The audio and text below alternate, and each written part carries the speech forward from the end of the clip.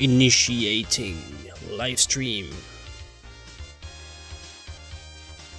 There we go. Hello, my friends. Hello. Welcome to the stream. If it's your first time here, welcome. Make yourself at home. It's going to be a fun evening together, morning or afternoon, wherever you're watching from. Welcome here, your #1 source for inspiration. And it's going to be a great episode.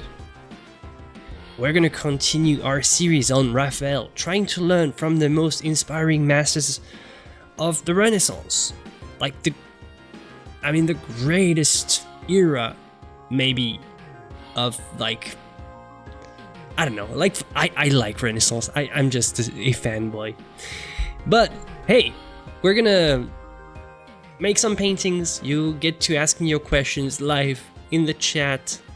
You get to just say hi if you want.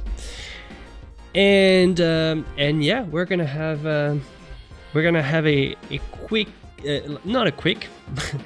It's not gonna be a quick one because I'm taking my time, still working on this Renaissance project. So a chill painting session, relaxed, and lots of fun interaction with you. And if it's not your first time, welcome back. I'm glad you're here. Thank you for the continued support. Thank you, Drogtac, Jacques, Stitch, and thank you everybody in chat. Kelly saw me on the Nova documentary on Da Vinci, by the way. Yes, because if you don't know, I have participated in a Nova PBS documentary called, what was it called? Something Da Vinci. Decrypting Da Vinci.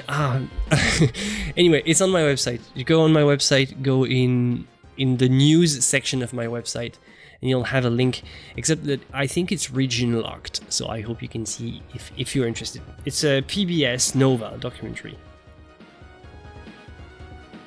I totally forgot about the title exactly. It's Da Vinci documentary.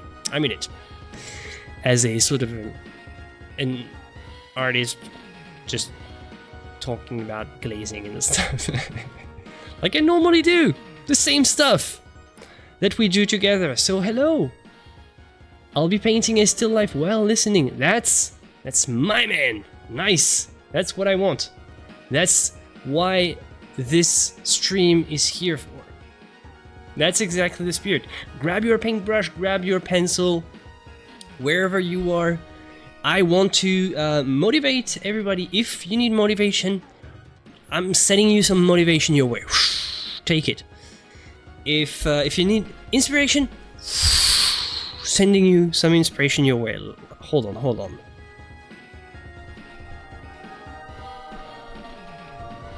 See, the inspiration is flowing, pumping.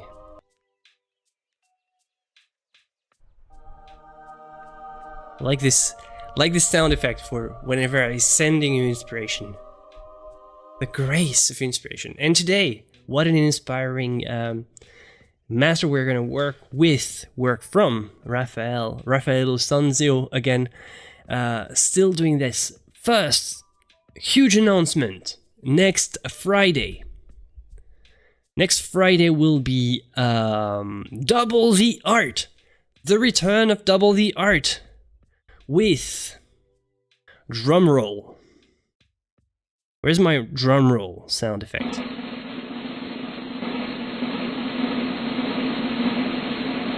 With Kailun Kwu as a guest. He's a beast. Look at this. That's one of his paintings. Awesome. You know how much I'm a sucker for this fire sound effect, light effects. So it's going to be great. We're going to paint together next Friday.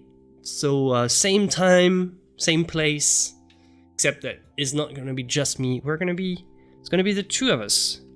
Kai and I will be discussing, talking about art, chilling, having a nice, nice conversation while painting, which is fun. It's fun to have someone around.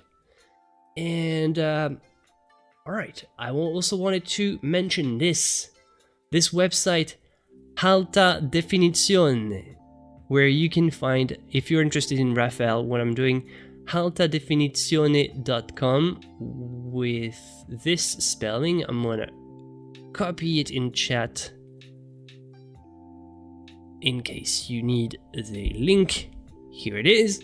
So here's the link in chat, because it's also a great website where you can have like some wonderful close-ups where you can see, like, it's really amazing. I would say it's even more high res than Google Arts and Culture, and I would say it's even more high res than what you could see if you were actually looking at the painting in real life, because you would never be able to get as close, this close to the painting. They would just not let you get this close. But see, you can see all the detail, all the subtlety, the subtle touch, and see all these tiny brush strokes, very subtle, just caressing. And look at this. Leonardo maybe kind of trademarked the sfumato, but Raphael was no sucker for sfumato. He could do it.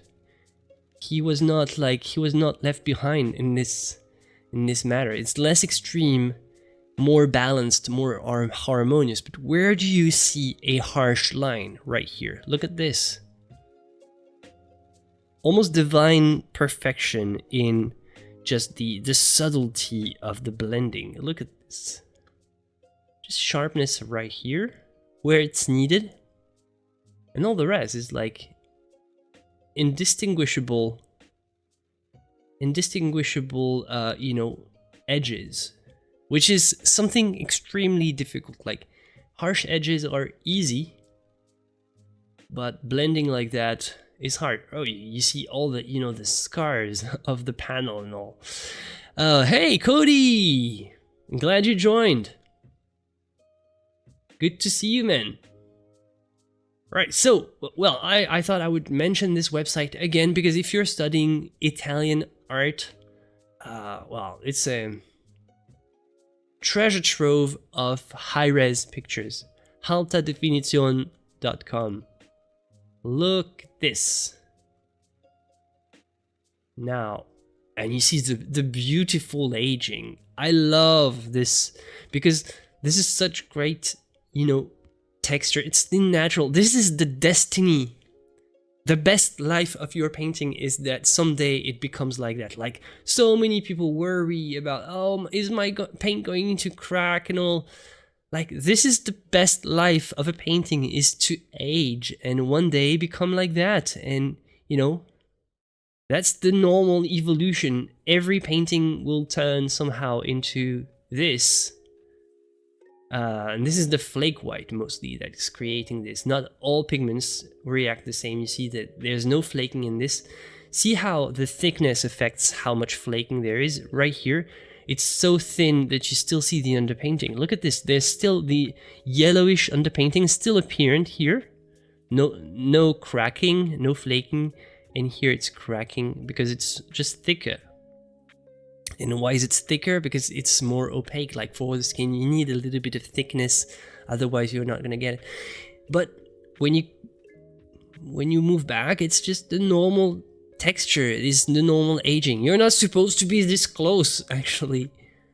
But yeah, that's the destiny of a good painting. A good painting does that. It ages like good wine. Even more than good wine. Like, a painting can last, like, how old is this one? Maybe like more than 500? Something like that. But, you know, I like that about oil paint, is like, it ages.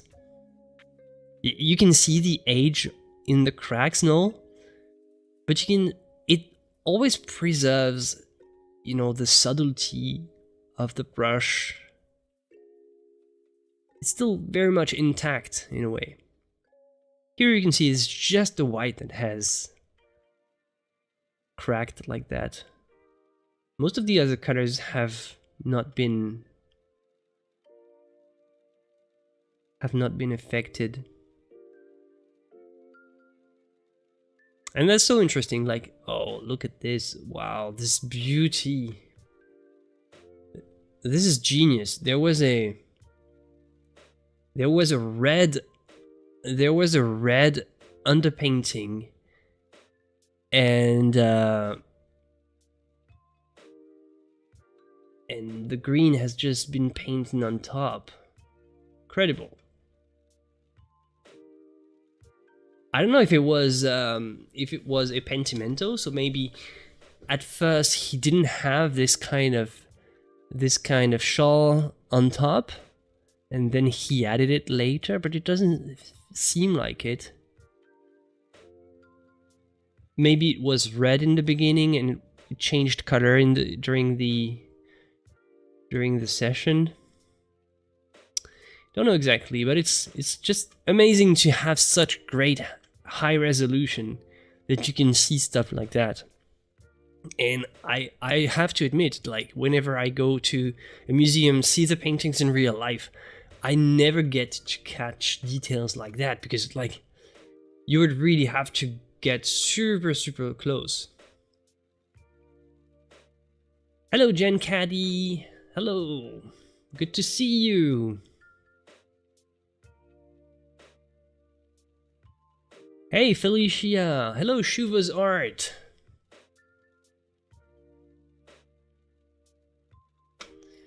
All right, so this was the the Discord. Oh yeah, Discord, by the way. Sure. Yeah, you made the Discord announcement, Cody. Thank you. And I have another, because I made an announcement. I did make an announcement, but I also can make a little I can also make a little promo for two things on the Discord. Like, a lot of stuff is happening in this Discord. I can make a little announcement for this. So this is the art challenge. The challenge of the moment is a time period themed still life. It's tricky to say, but this is what's happening. So basically, take any time, any era of history that you can think of, like ancient Egypt or the Roman Empire, or whatever, or like the Second World War, the 60s, something like that, and you make a still life out of it, like with objects that would look like that. So this is the art challenge. I'm not gonna spoil it for you. And we also have an event coming up, and it's master study as a group. 37 people are already interested. It's going to be a gigantic ton of fun. I was going to say a gigantic mess, painting all together or drawing together with a sergeant study alongside Kai, who is still participating the next day. So on Thursday you have the Discord event, and on Friday double the art.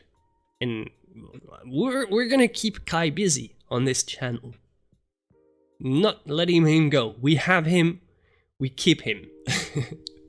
Not letting go. So Kai will be present in the Discord event the day before. So on Thursday you can click interested if you want to join. And just to give you, just to explain, it's just we hang out in chat. You can have your mic on or not. Some people just use text chat, and we get together and discuss. And for this one, we're going to make a master study as a group, and it's going to be fun. All right, so let's start. Actually, let's start working, because I need to work on this painting. I'm still working on this painting. The last time, if you remember, I did paint the background with some blue, cerulean blue, and I started the kind of a sort of an underpainting on the face, I think I need to make the dress here, because from the last study that I did, I remember that he used to work on clothing before, kind of. Not necessarily though, so maybe I'll just, because it's more fun to work on the face, so maybe I'll work on the face, the chest and hair, and then do it in continuation with the necklace and clothes. That's, I think, is going to be the plan. So yeah, that's all I'm going to, that's what I'm going to do today. It's going to be a lot of work, but because it's not as easy as it sounds, right? Make it sound easy, but it's not. So let's start this thing. Is this mic on? Can you hear me, Ra? All right.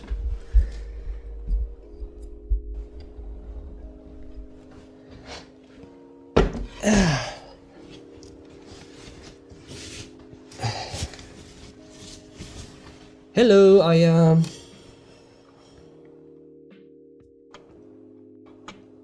All right, and checking. Let's check for commands. I don't know if commands are operating or not, but let's yeah. Okay, got everything I need. I need to replace this. This is what we did last time. This was our kind of underpainting.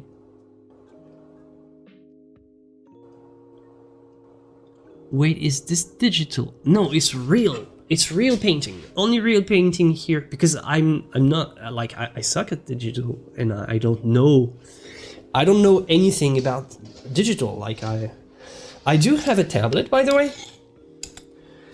but I'm mostly using it. Just I just use the very basic rudiments of, like, it's very rudimentary the way I use my tablet. I could, like, technically learn, even though I don't have, like, the most high-end tablet. But yeah, most of my art is real, like IRL art. I don't know, never got, like, really inspired to pick up digital, never really got the need. Doesn't have the same kind of, you know, feel in a way, even though it has some great benefits.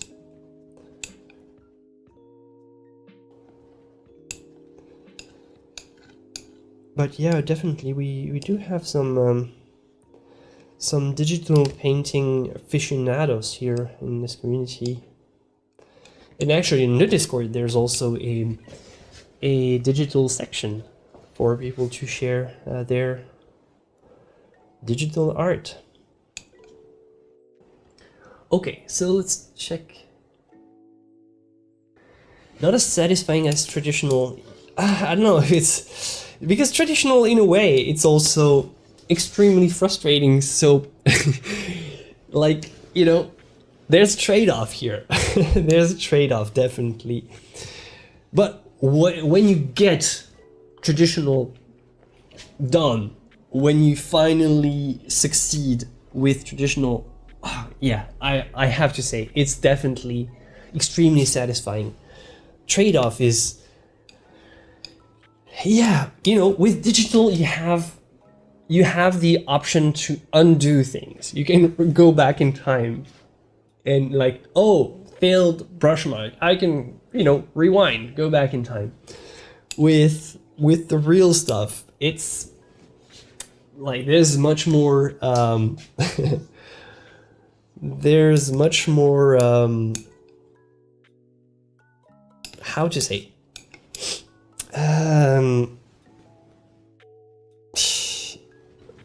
like this is one shot. There's one shot, and if you mess up, you can correct. It's just a lot more work. Like, making the correction for real painting is almost as much work as making an actual painting, right? So if you mess up, like, it's almost like starting over from scratch. Not exactly, because, you know, exactly like they say in the song, you've got one shot, one opportunity.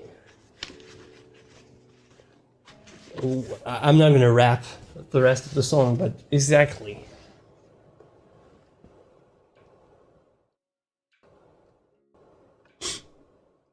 If you don't mind, can you tell us about the best cutters and tools when it comes to drawing? What do you mean cutters when it comes to drawing? Is this something you consider when you want to draw? Because, like, I pretty much don't care about the cutter. I do like, if you want like a sort of a cuttered pencil, I do like the feel of sanguine, which gives this kind of reddish tone. But other than that, like for drawing, you should not really consider the color this much. What I do like is to use natural charcoal, and in terms of natural charcoal, I only use Nitram charcoal. Nitram is a brand of charcoal that's Nitram. It's high quality charcoal. It really makes a huge difference. Huge difference. I'm mixing so much dark tones right here because I don't think I'm gonna use them at all. But other than that, for drawing, you want to invest mostly in, you know, good quality drawing tools and good decent paper. Like, don't draw on, you know, printing paper, like the crappiest stuff. It's not gonna give you great results. Try to get yourself some art quality, you know, art quality paper. That makes a big difference. Not necessarily a huge difference, but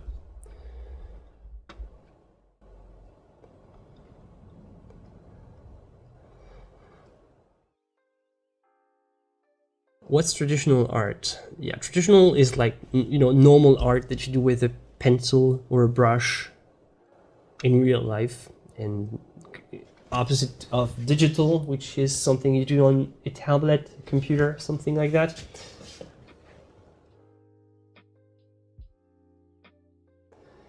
Are you using acrylics or oil paints? I'm using oil paints. All right. So as we saw last time,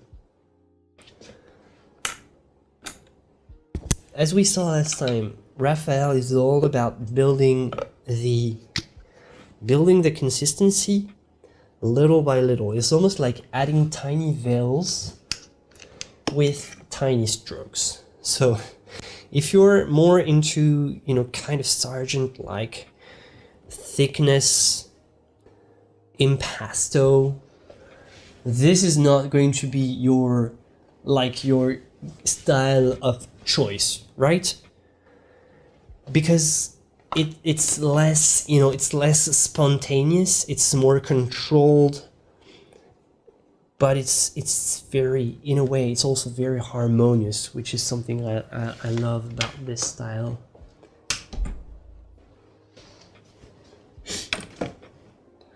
So yeah, right. I don't know what I'm gonna start with. Let's see. Yeah. Well, I'm gonna. Okay. I didn't really take the time to observe that much. Okay. So I'm gonna work with very little paint, and you'll see that I'm not gonna add that much. I'm almost going to try to work so thinly that you can see the underpainting here and there.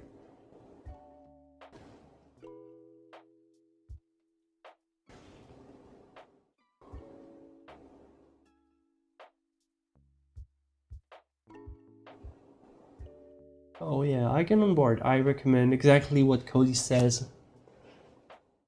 I +1 Cody's last comment. Recommended. So I'm gonna just use the sort of a sfumato I need to zoom in because this is something you're not gonna see much happening if you're so far away.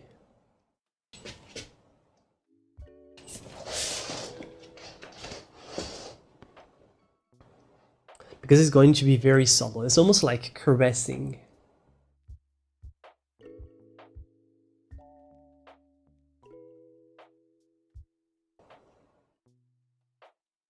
Right, so...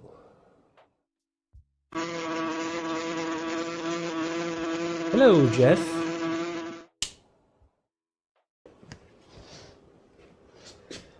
Now for this one, it's going to be not 100% transparent. It's semi-opaque if I can.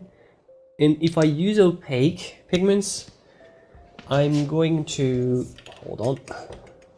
If I use opaque, I try to work them thinly enough so that they can feel almost transparent. If you work thinly enough and if you dilute the pigments enough, they can somehow feel transparent.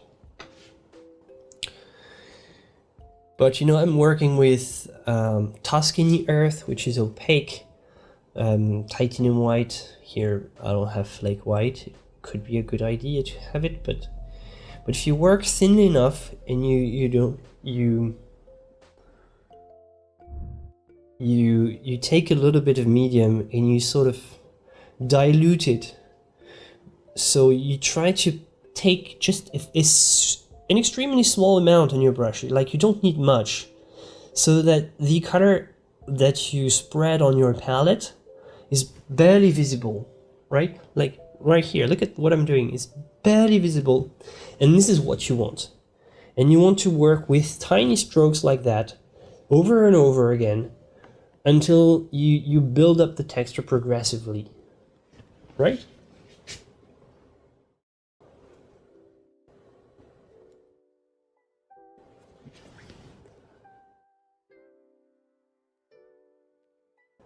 So this is what you need. So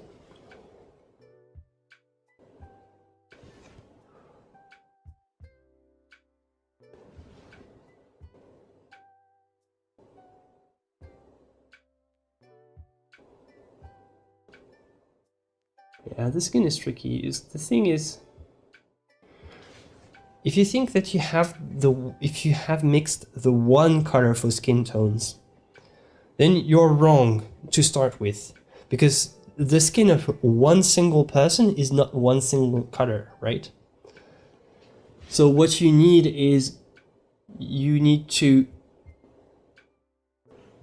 Oh, sorry.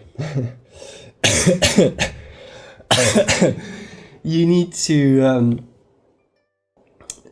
make sure that you have enough for variety. And basically, back to the palette, back to the Batcave. You need, something orange for the skin. You need some elements to bring orange within your mix, in case it's needed. You need something pink. You need something yellow.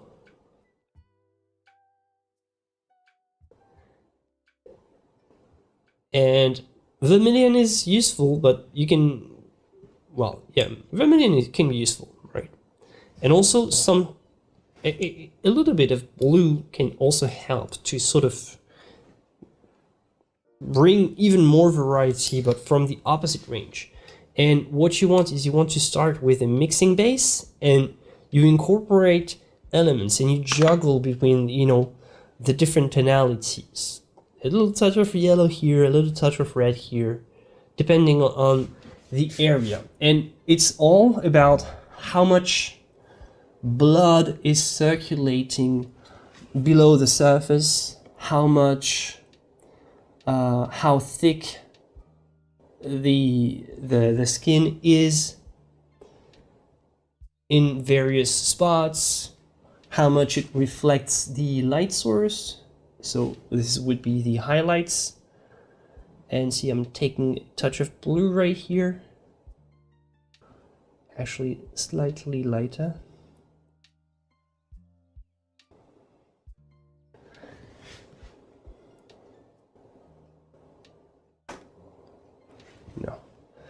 No, it's not blue actually. So, and you do tiny test strokes sometimes. Just don't be afraid. Just bring a tiny stroke and see if it works. If it doesn't, just remove it.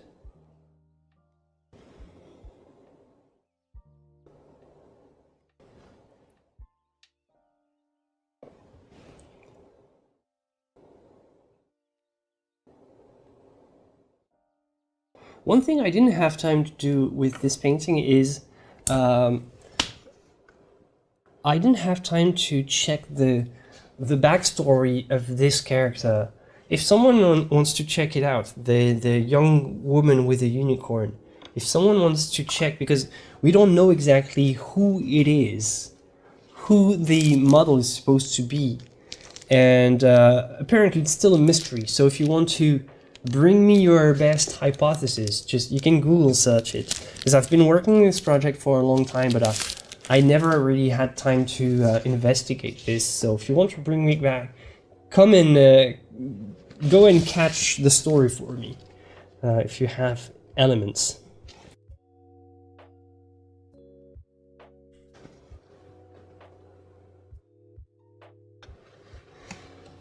Because we don't know, like most paintings, most portraits, we know who the model is exactly.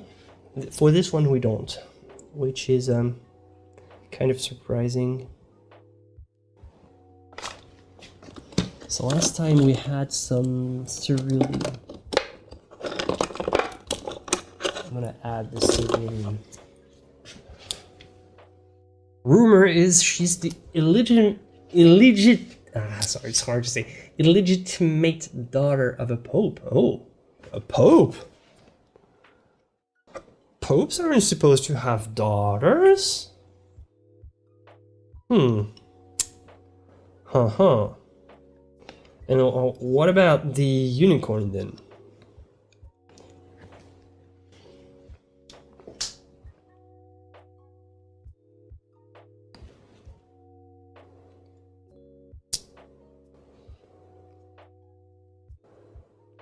Interesting with the cross hatch around the neckline. Yeah, this is the surviving traces of the underdrawing. So basically, still you still have the elements of the drawing below showing through. And actually, we saw that in one of Raphael's unfinished paintings. So I really tried to kind of follow the footsteps here.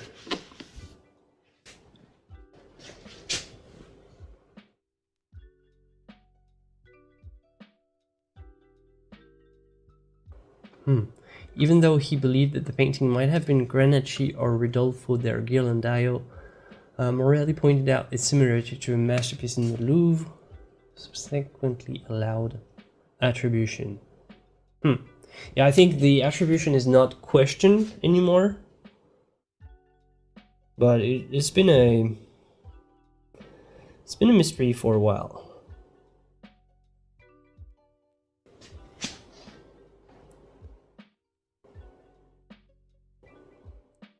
What do you mean, which two oils?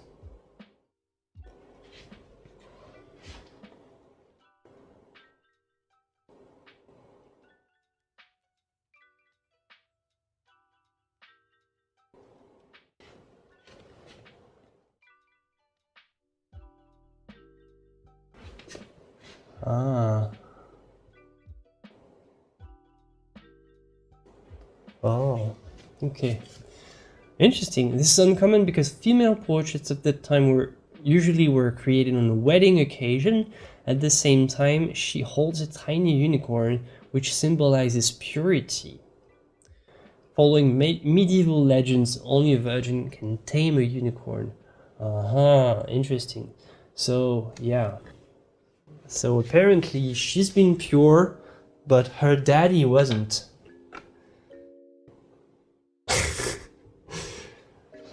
Sorry to be blunt, but if she's the daughter of a pope, I'm sorry to say, but way to not practice what you preach, right?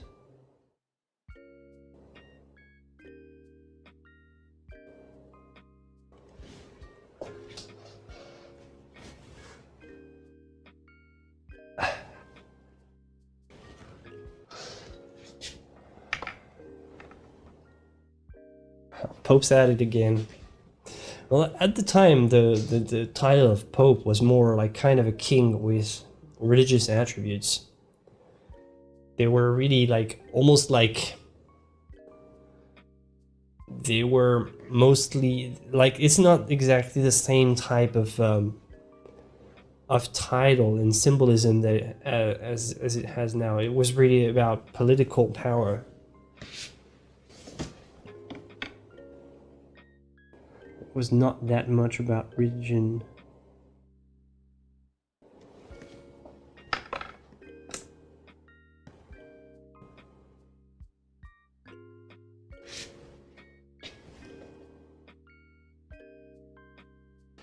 Ah, the Farnese hypothesis might actually be interesting. It's another one of the art mysteries, I guess.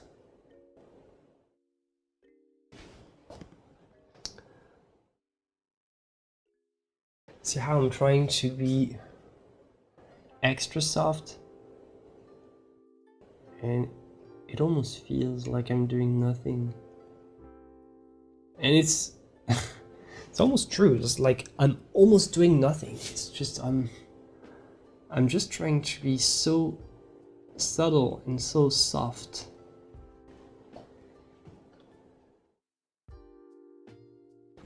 Trying to work with tiny strokes as much as I can.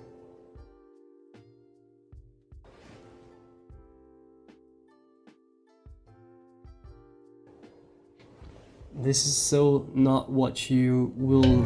Thank you, Felicia White, for the super chat. Your support is greatly Felicia! appreciated. For Can we Baby get some Farce GGs in the chat? 25 super chat. Thank you. Thank you. You know what? I'm gonna bring the $25 in the cradle directly there. Just now Warning. you Emoji wall starts you do in 10, whatever 9, you want with this 8, baby. 7, That's what 6, that's 5, what I'll say. 4, Emoji 3, wall. 2, Emoji walls is 1, kind of celebration. go. I want to see some Emoji celebrating wall unlocked. icons, This is chaos. emoticons for Seriously, we need to Felicia's break YouTube with emojis. generosity. We have 1 minute. Let's go, chat. We Some can do popcorn. What is Let's there? go, Some chat. Quick. Spam emojis. some hearts. We need to fill the screen. I like No this. I time like to this. waste. I'm serious. We This have one to for spam you, emojis Felicia. in chat now before the timer runs out. Hurry up. Oh my Quick. god. Let's go, chat. For you have to and for spam the lady emojis with in the chat unicorn. now before You the also timer deserve runs this. out. No time to waste. I'm Having serious. some kisses. Hurry up. Some hearts. Let's go, chat. Let's go, Oh, chat. nice, it's Let's full go, of chat. hearts. Let's go, chat. How cute. Hurry up. It ends in 5, 4, 3, 2, 1. Stop. Thank you. Great. Amazing work, everybody. Thank you, everyone, for playing this silly game. That's kind of becoming it's becoming our thing, right? Always so distracting. I so lose track every time emoji wall starts. It's like you have to stop dead in your My tracks. job is Stop to be everything, the default voice for everything you do. Microsoft Oh, Windows. Steven, It's not the best job in the world, but it's not the worst. Hello, Steven. Can't complain. We have a vending machine that sells Fruit Loops in the break room. You know what? I'll have to... You know what I'll do? In the Discord, I'll have a sort of a challenge or a call to action, asking you guys what you would like Steven to say. And you'd write me some texts that you would like Steven to say, because Steven has been repeating himself for months now. Always the same. Always the same. It's starting to get old, so we need some new Steven. We need some new Steven phrases, like new Steven kind of. I don't know.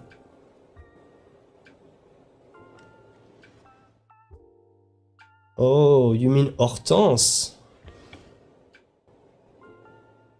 Stephanie?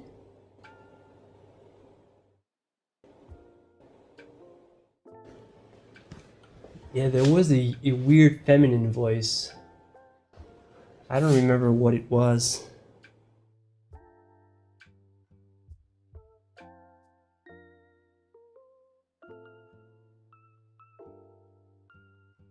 What's the baby command idea? What could it do? I didn't follow. Basically, isn't the baby naturally a command, like a human command? Like whatever he does is a command to the parents. It's like, well, baby's awake, need to do something. Oh, baby's moving, we need to do something. Oh, baby's crying, need to do something. It's like it's commanding the parents by default, right?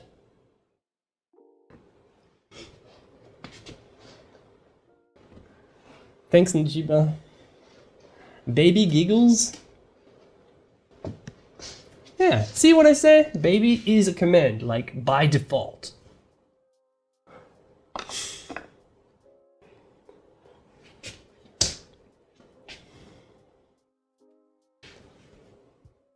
Wouldn't that be kind of creepy though? I don't know, creep, like, it would mess me up so much because it would just,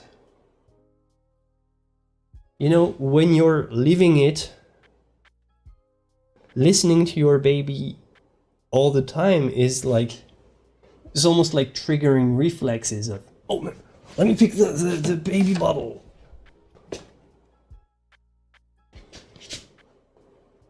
It's like, oh, need to pick a diaper, need to pick something. It's like, it's gonna trigger some weird reflexes from me. I'm gonna give you the pacifier in the chat because I'm gonna have like some messed up, like, you know, confusion. Maybe a giant pacifier for the chat. Or whenever you're misbehaving. Or whenever you're getting too excited.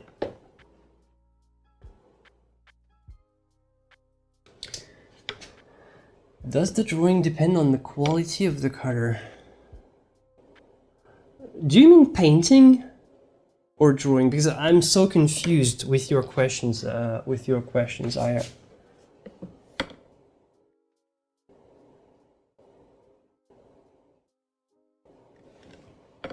I'm kind of confused. I'm wondering if you're asking about drawing really or painting. Because I don't know, like for drawing, I don't consider color this much.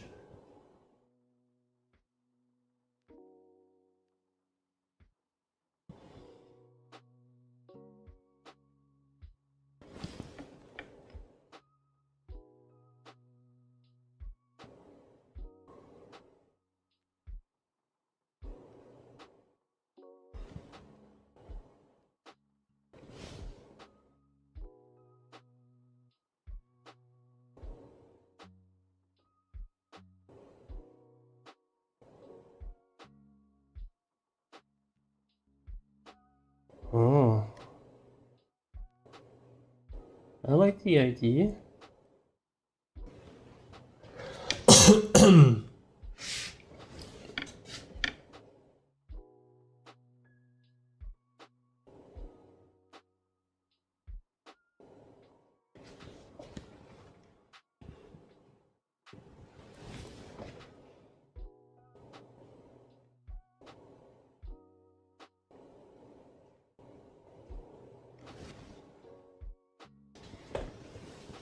Hello, Anna.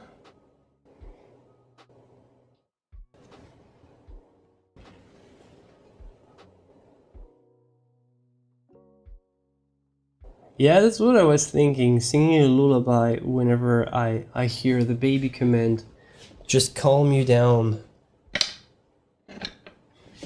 Whenever you're freaking out that the painting is never going to be finished, I'll sing you a little lullaby and you know.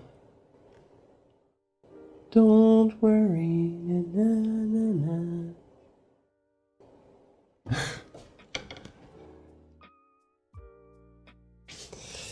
Whenever you are scared, is this painting ever going to be finished?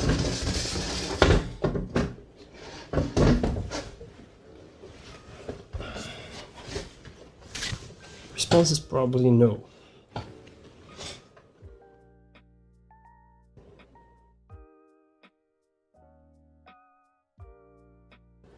The original painting is a young woman with a unicorn. Here it is.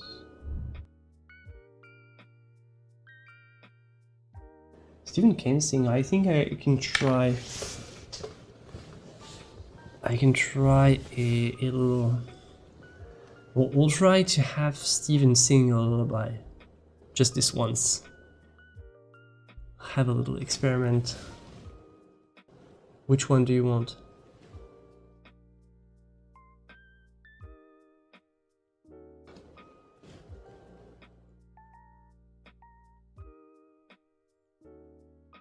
Okay.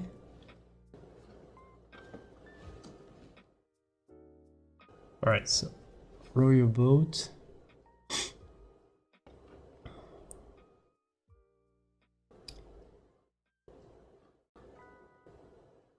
Just need the lyrics.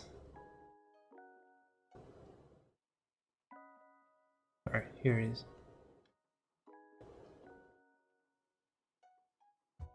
Okay, copy. Steven. Steven.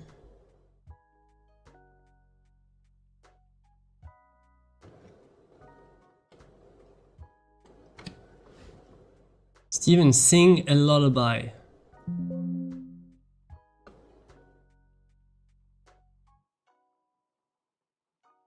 Row, row, row your boat.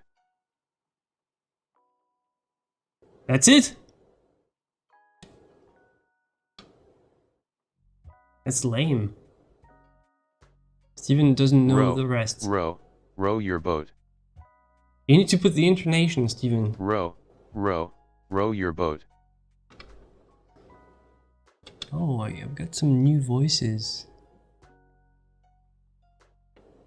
Row your boat. I think this is a German voice. Row your boat. Oh my god. And I think this is Spanish. It's definitely not there yet. Oh gosh. Alright, enough nonsense. Enough of this nonsense.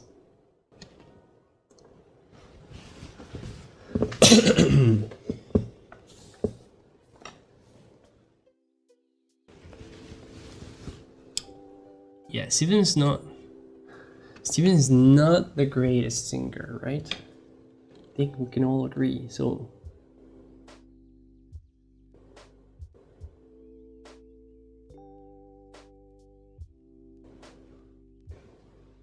Hello, Gina. Yeah. I think the lullaby, yeah, well, maybe that could be the funniest option. Is like the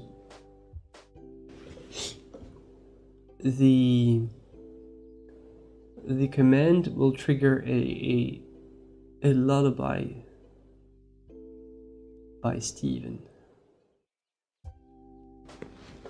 Could be pretty funny.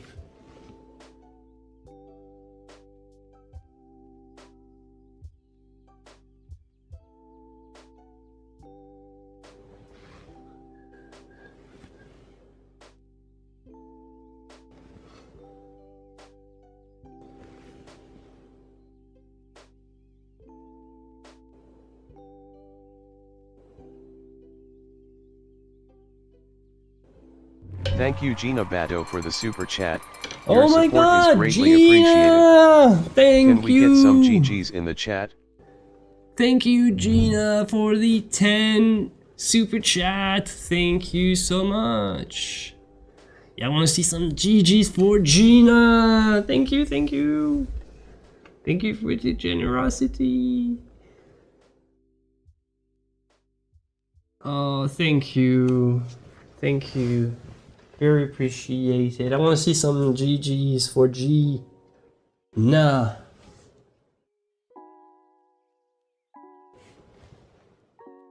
Thank you, Gina. Thank you, Felicia, for Atelier.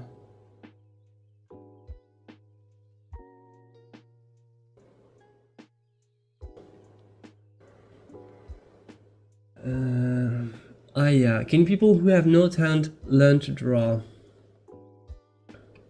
Yeah, anyone can learn. It's just some people with, like, when you say no talent, the way I see talent is that I'm not gonna be like super, you know, I'm not gonna say something completely silly saying everybody can have like technically the same level with, you know, enough, you know, hard work and all, like, because this is not true.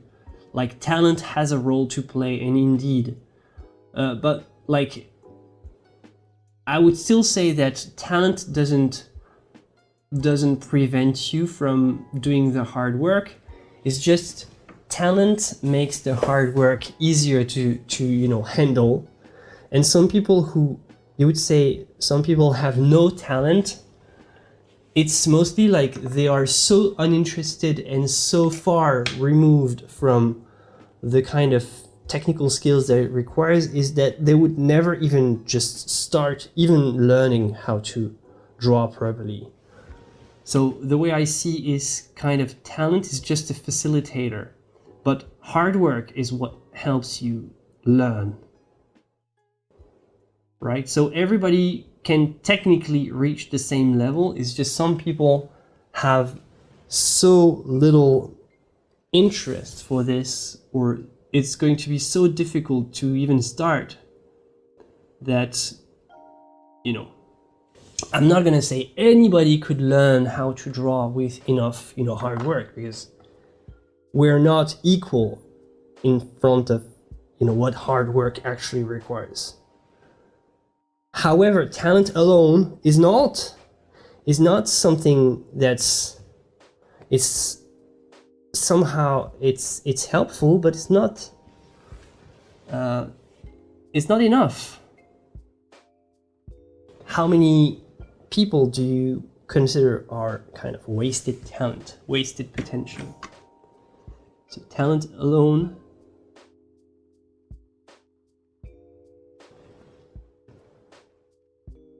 I think what you need more than talent is a sort of a drive. You could call it the inspiration if you want. Like, some people have no talent but a lot of inspiration. Talent is more, you know, kind of an unfair advantage in the beginning, but just in the beginning.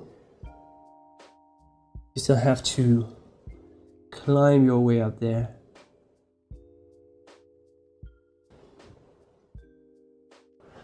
So talent is not needed, but passion is needed, inspiration is needed, drive is needed, purpose is needed. I would trade passion for talent any day of the week. That's what you really, really need.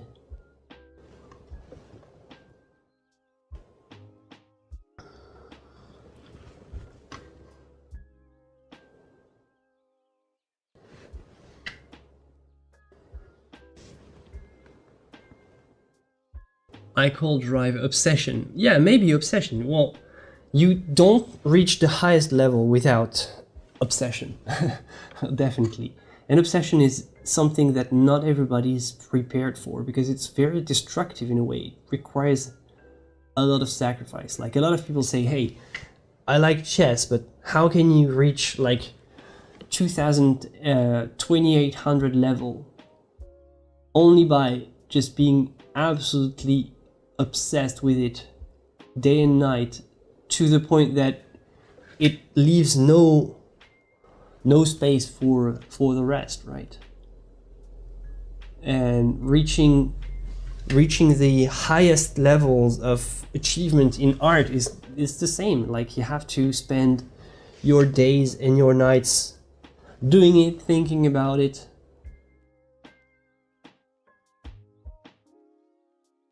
Being obsessed is actually very helpful for creatives. It's a double-edged sword, because, you know, it can play against you, but it's creatively being obsessed is super helpful. And yeah, sometimes, like, I'm not gonna lie, I call this inspiration. Like, sometimes I interchange the words. Like, inspiration, an obsession can become, I just consider this is an inspiration. Like, I'm obsessed with something, you're inspired. Like, we use different words, but, you know, somebody from, like, externally would say, oh, this is just an obsession, you're obsessed with this idea. Maybe you're just inspired and you have to put it in your sketchbook before it's too late. And you know what you call obsession, somebody can call inspiration and all. Investment. There's not such a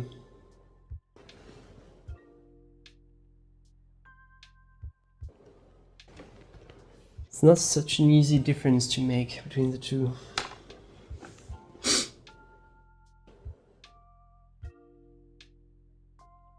All right, see you, Cody.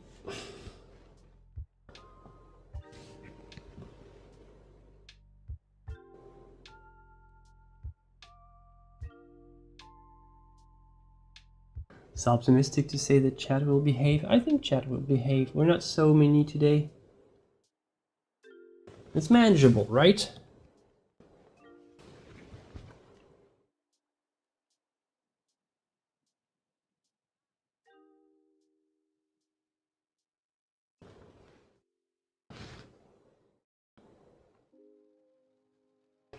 So right here I'm doing some canvas mixing. Basically, I'm applying the color like almost straight and blending it as I go with tiny strokes. Sort of, I'm achieving the mixture directly on the surface.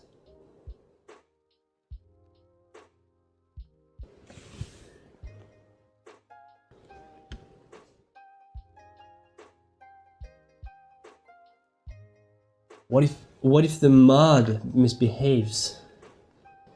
Yeah, then we're screwed, and this is the end of the world as we know it.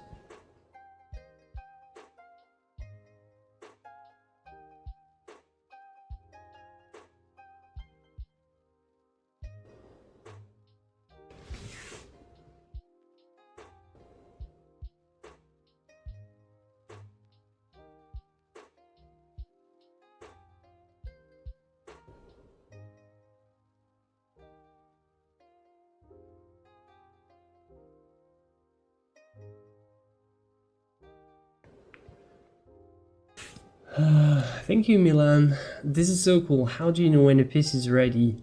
Yeah, you don't.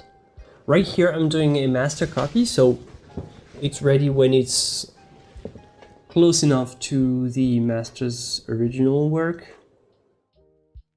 But when you are making originals, yeah, you don't, and good luck figuring it out. That's a curse. Almost a curse of being an artist is like figuring out when to stop, when to call it done and all.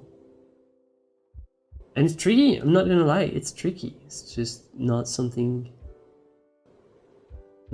easy, because it's almost the toughest kind of decision. You can decide to retouch and retouch and retouch as much as you want. It's pretty easy. But deciding to call it done, like, it's much more engaging. Like, it requires full commitment. Like, you're saying, all right, this is done. This is what people will now see forever. And this is very anxiety, you know, inducing for a lot of people. And if you're suffering from kind of calling it done anxiety, don't worry, you're not alone.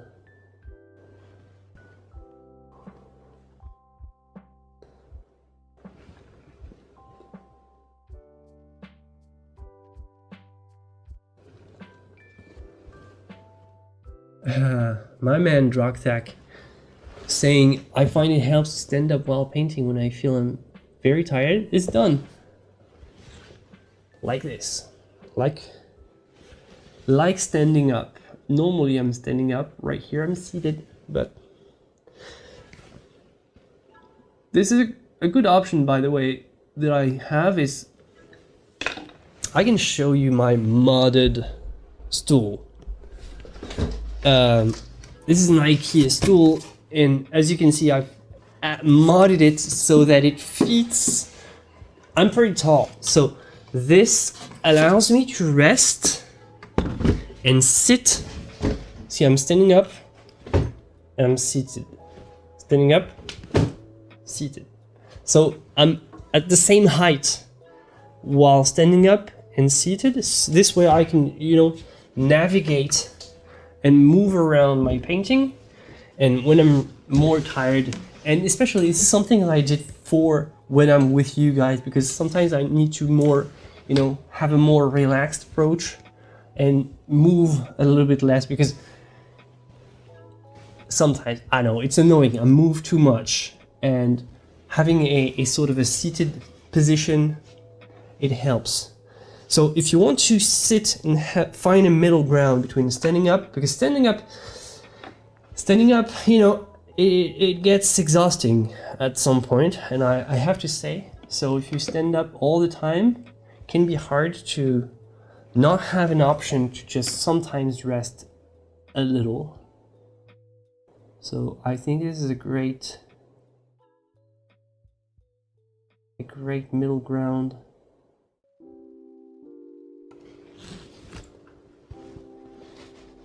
Hello, Nicole.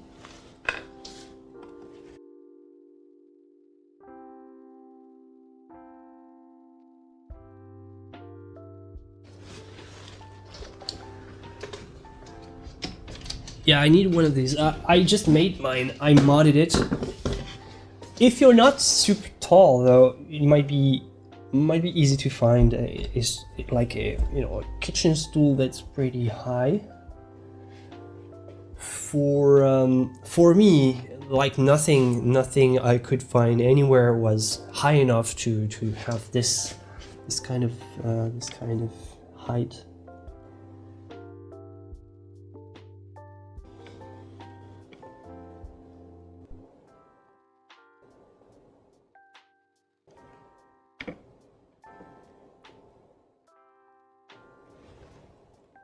Okay, so now the shadow below the nose are pretty slightly orange-ish, but still the shadows are not very marked, not very dark in Raphael's work.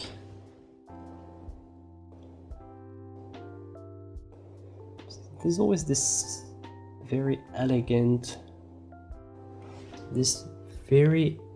way of painting the shadows, the reflected lights and all.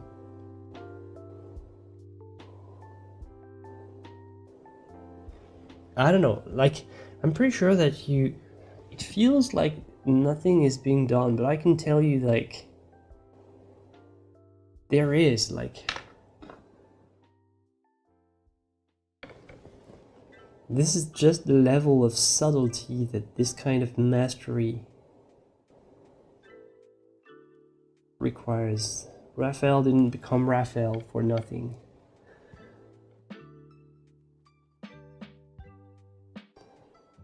It requires so much patience. I know, it's... This patience? We were talking earlier about talent, right? Is patience a talent? Is it a virtue?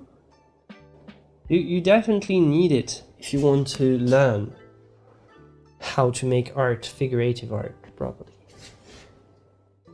So maybe instead of talent, maybe you need patience. This is definitely... We talked about inspiration, determination, but also patience, the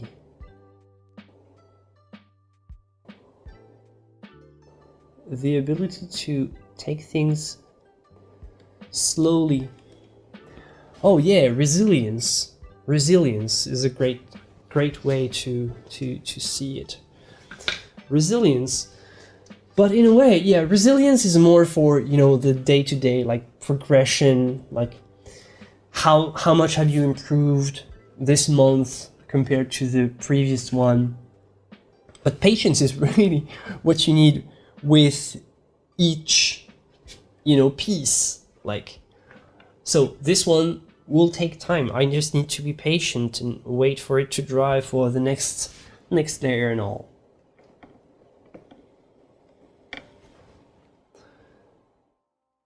But yeah, resilience is a great quality that you need for this kind of art, definitely.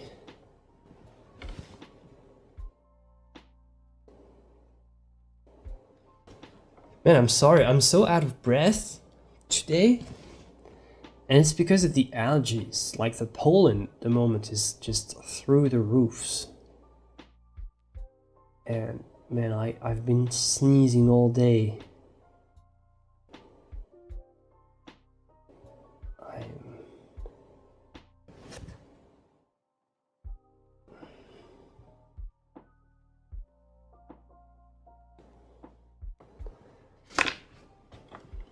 I'm not super allergic, but this year it's pretty nasty. I mean, everybody like around me is like, even people who are not necessarily very allergic are reacting, so still I'm kind of out of breath, so sorry for that.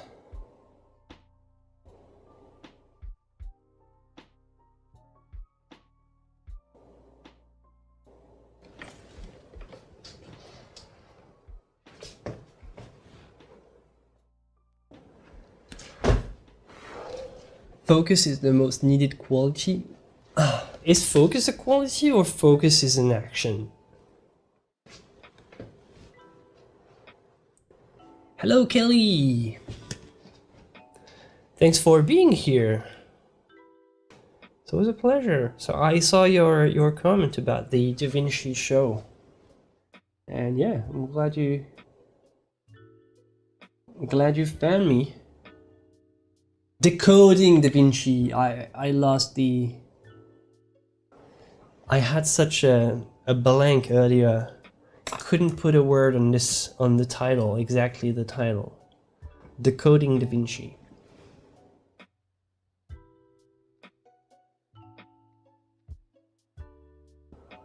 But yeah, welcome here. It's nice to have you.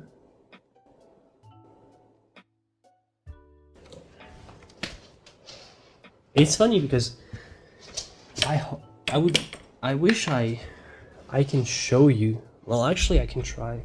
This is the macro lens. What I like about this approach is you... Hold on. Well, I was going to say you can see, but no, you can't see until I put it in place, but see, you can see the underpainting below.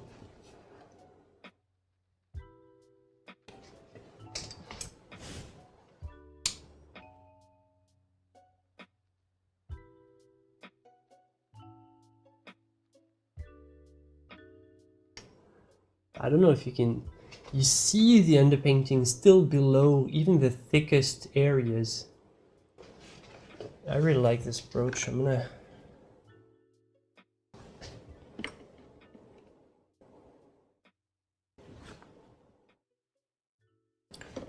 try to work from up close right here, this section. It's not easy. The camera placement is really bad, but I really want you to see how you work with tiny subtle strokes.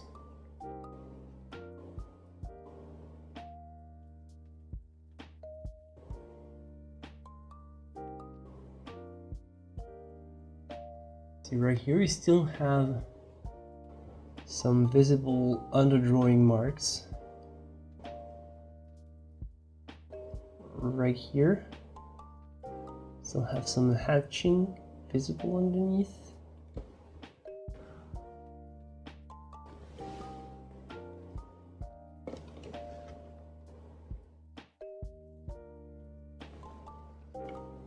Grapeseed extract. Alright, I'll try it out. Normally, well, I just deal with it and it doesn't last very long, so normally just patience is the best kind of treatment.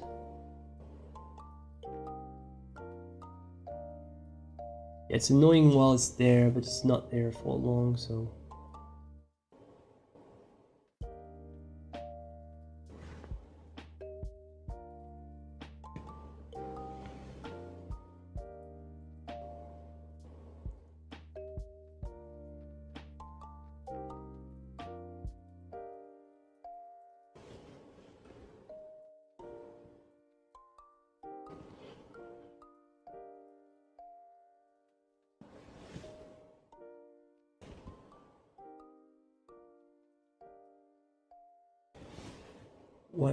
a technique that I also do is I take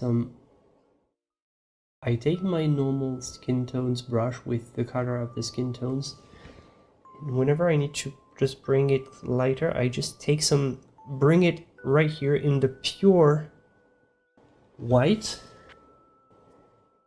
and I know it's not going to be pure white on my painting. It's going to be just white, and the white is going to mix with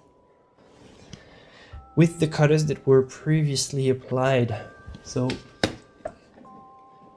typically you don't want pure white for any painting, but you can use pure white on your brush and just lighten a color. For example, if I want to lighten this area right here, I can just take, like, my brush has a very subtle touch of pure white right here. So I bring it here, put the pure white and apply it right there directly, but it's very thin, so it will just mix right there with the rest. Then I'll clean up my brush, so empty it basically. Now work on the transition right here, melt it up,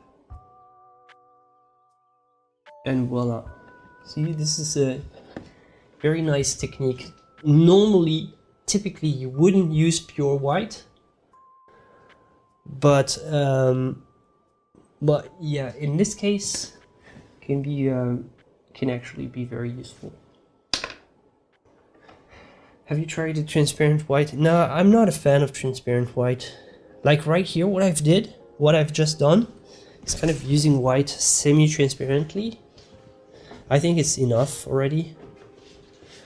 White and glazing for me doesn't compute. I use white in either Velatura, which is kind of a semi-transparent glazing, or in Scumbling, but it's more using an opaque pigment transparently by diluting it and using it very sparingly, not relying on the transparency of the pigment from the tube. So I'll need to reinforce the black contour here, but I'm first going to finish the blending of this area.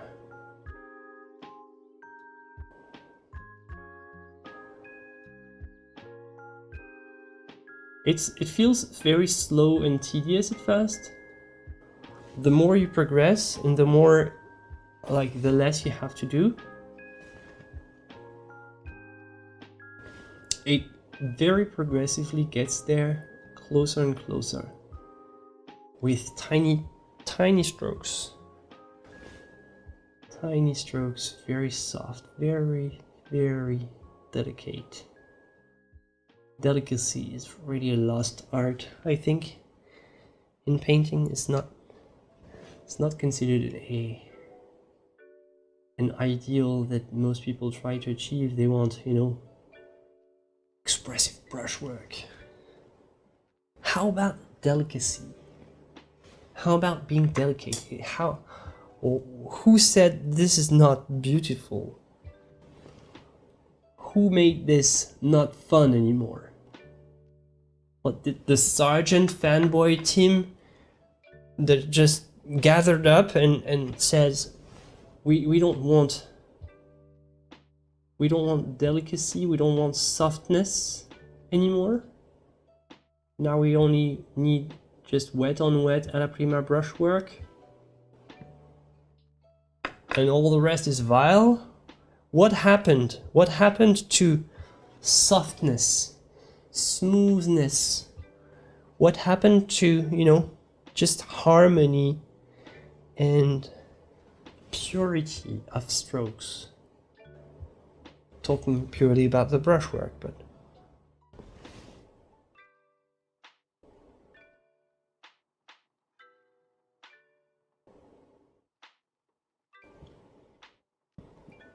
like, who made this type of brushwork not trendy anymore? Who decided? Because I didn't vote for it. If I was still voting, I would vote for keeping this.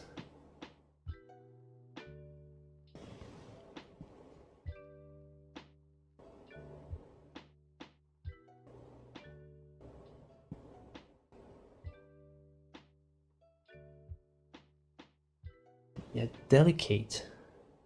It's not like, you know, from everything I've learned, everything I've heard about painting in all my not so long career, but everything I've learned, everything I've heard around me, very rarely have I heard about being delicate, being soft, being controlled as a virtue. And I'm pretty sure that Raphael's teaching was all about that.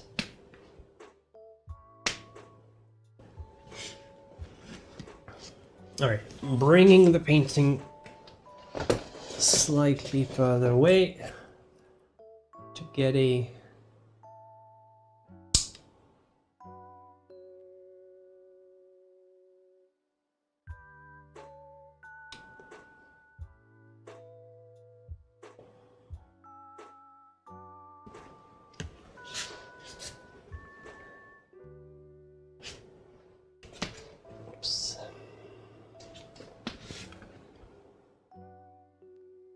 there you go.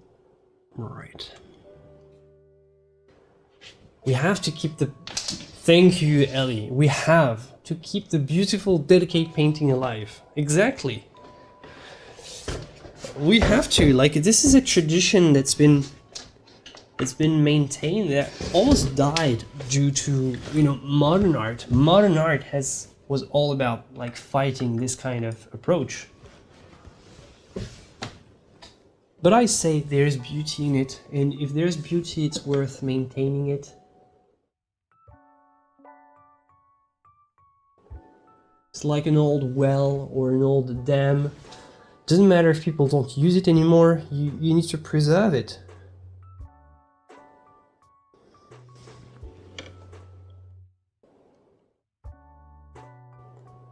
And maybe one day you'll need to to get water from it again.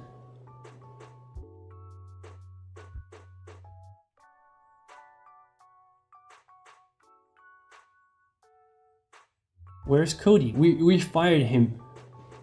No, I'm kidding. He just took a break. I think he went for lunch, maybe something like that. Maybe family thing.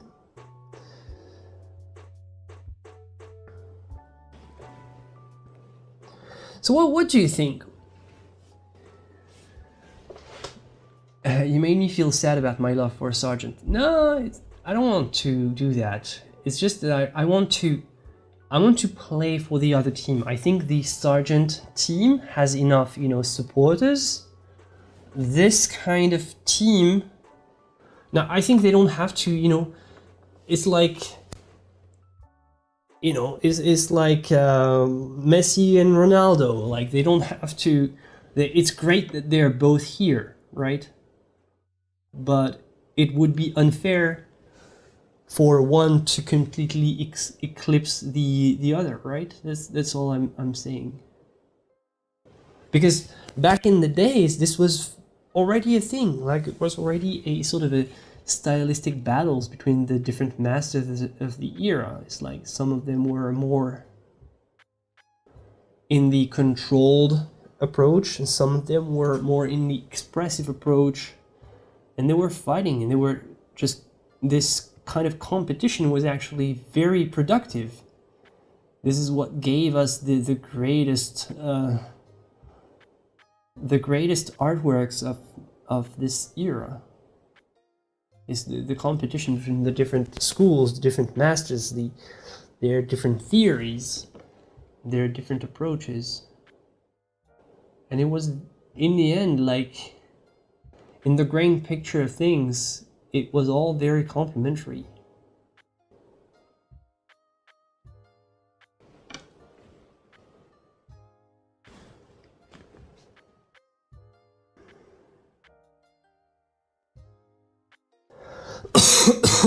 Sorry.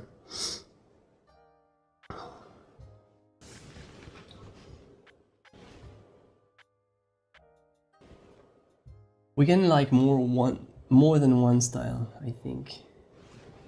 Oh, absolutely. And I think for us, like in 2024, the best thing is to learn from all the styles you can find and try to incorporate the best out of all. Like you don't necessarily have to choose. Like most artists are actually more in kind of a hybrid of various influences. It's just that I think that this style, in the kind of new art movement that tries to resuscitate the figurative painting, I think that this style gets way less love than the kind of Sargent Rembrandt-like-esque approach.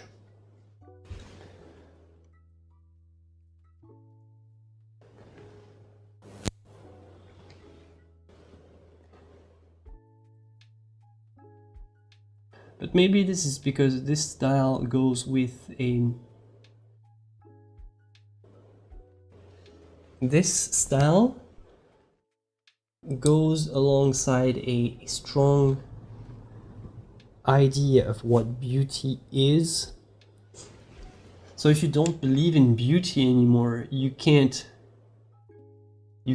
go for this kind of style.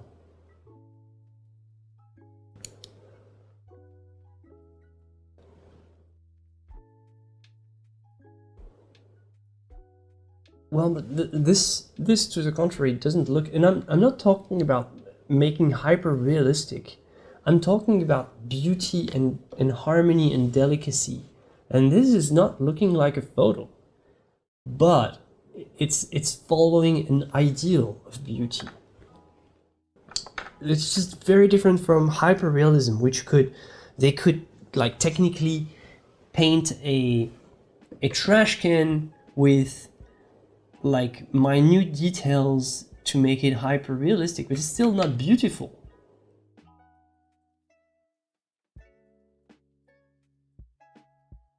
And I think there's been a war on beauty that came with, you know, modernism.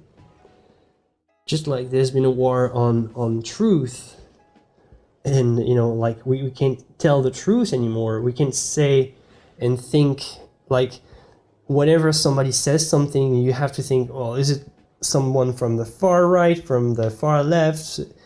And you can't know exactly where the truth is, and it's so diluted. And it's been the same with beauty. Like, good and evil, we don't know what good and evil mean anymore. It's like, it's all relative anymore today. And there's been the same trend, and beauty has been the first to be sacrificed, actually. Like the three transcendental values, the good, the beautiful, and the true. From all these, beauty was the first to be kind of sacrificed in a way. We accept art that's the complete opposite of beauty today. And we even more than accept, we celebrate it, and we reject specifically this kind of art that, you know, takes time, takes patience, requires to have a certain idea of what harmony is, have a certain ideal. There's been a kind of a paradigm shift in how we apprehend beauty in our modern era. And I think this is why the kind of the sergeant-like style has survived, because in a kind of a sergeant-like approach, there is still expression. You know, you have strong paintbrush marks, so it feels expressive. So you don't have to justify that actually what you're looking for in the end is the same. It's beauty, but like, it's accepted. It's more easily accepted in a world where beauty is all like, it's all relative, right? It's like people think that beauty is not a thing anymore. It's like, it's all relative. It's like it's in the eye of the beholder, as they say. Well, I don't think it is.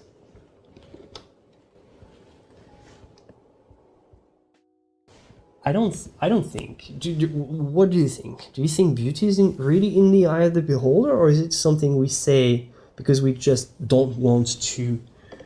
We don't want to go to war with people for something as silly as, you know, liking a certain type of music or liking a certain type of paintings. Because I don't think that beauty is in the eye of the beholder. I don't think you can say that anything is beautiful. I do believe that an artist can make something ugly beautiful, but it's still beauty in the end. Like, the artist transcends ugliness and can turn it into something beautiful, but you can't say, oh, something ugly can be beautiful, because if it's ugly and if you make it beautiful, it's beautiful, right? So it's still beauty in the end. So it's a kind of a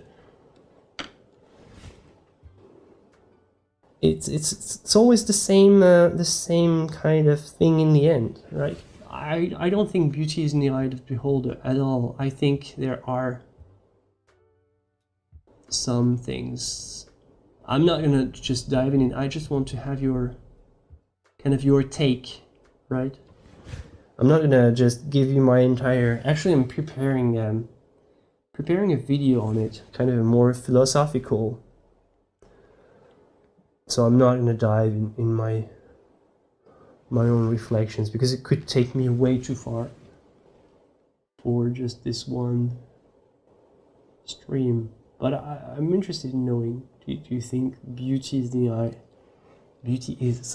the eye of the beholder or not?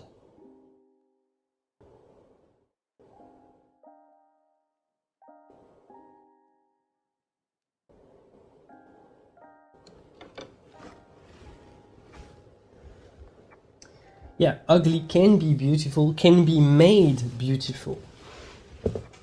That's actually the talent of an artist. Like, you can say that all art is trying to turn beauty, turn ugly into beauty. Because if you really look at the world, not a lot of stuff is beautiful in itself. Like, just take a photo of the.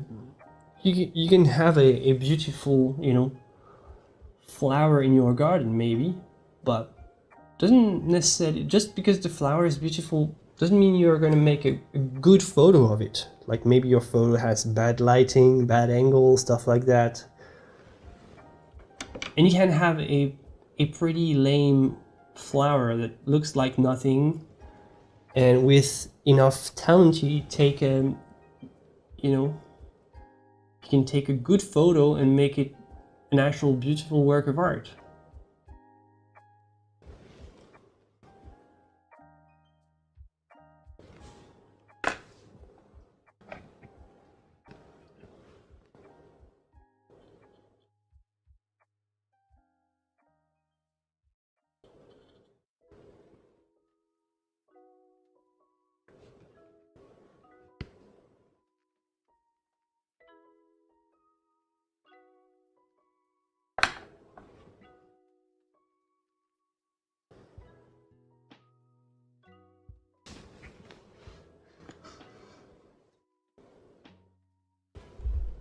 I think that means that we all have different opinions on what is beautiful, just like what is considered beautiful women is in different countries. They don't look the same. I agree, but here it's not what is beautiful. It's mostly what people prefer, and preference and beauty are different. Like, maybe a certain kind of a certain kind of place prefer a certain type of beautiful woman, but you know, you take somebody that's like objectively more beautiful, and some people are objectively breathtakingly beautiful, and somebody who's not as you know, gifted by nature. You put the two and you ask like 100 people to choose which one is more beautiful, and you'll have stats, and people will reliably choose, you know, what you think they are going to choose, because there is something as kind of an objective beauty. Like, it's like that. Like, and two people that have kind of the same level of you know, looking well, looking fine, you ask people to choose, maybe they'll have trouble, and maybe it will be 50-50. But this is still we can still make a clear difference between ugliness and beauty in the end. It's not like some people will choose someone who is objectively not looking, it's hard to say, but not looking good. Some people objectively look good.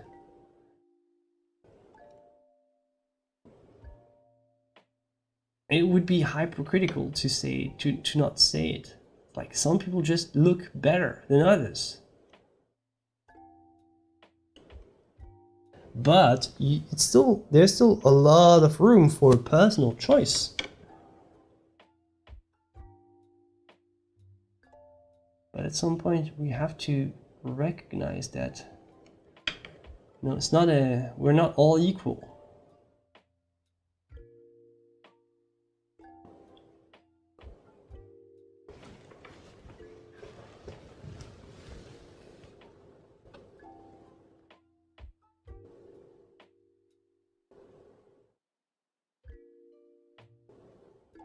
There's no way to account to other people's taste, just do what appeals to your own self with no audience in mind. I had the hardest time getting my daughter and son down because they would be seen. Yeah, with art, yes. And art is actually art is a way to deal with the unfairness of like beauty distribution among people. Like, with art, with the talent of the artist brings some of its own beauty into a model, and any subject can become beautiful through the eye of a talented artist. That's what's great about art. You can take something that's not looking great and make it look beautiful, reveal the beauty that's almost... There's beauty in everybody and in everything, but it takes a talented artist to see it and show it to the world.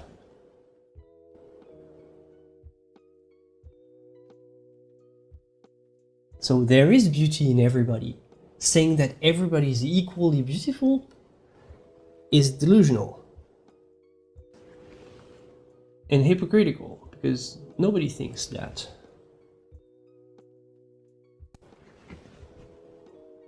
Not everything is equally beautiful. That's total relativism, and that's total relativism is the enemy of art, because if total relativism is possible, then, well, actually it's just contemporary art.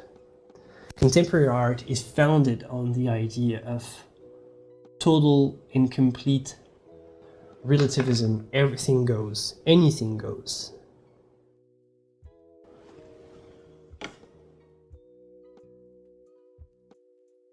And definitely for contemporary, for the tenets of contemporary art, definitely beauty is in the eye of the beholder, and there is no subjective grounding for beauty. There is no objective grounding for beauty at all. They actually reject the word itself.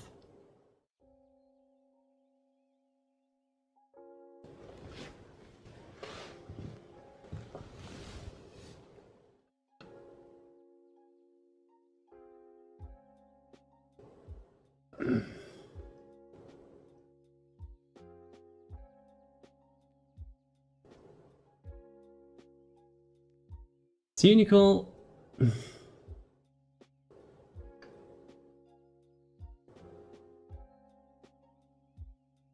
Thank you, TP.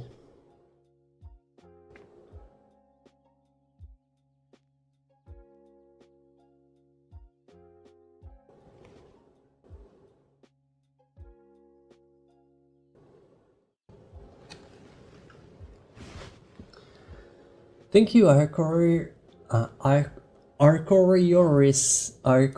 sorry if I mispronounced. Greetings from Mexico. Greetings from France. Shout out to my friends in Mexico. Hola. To my friends.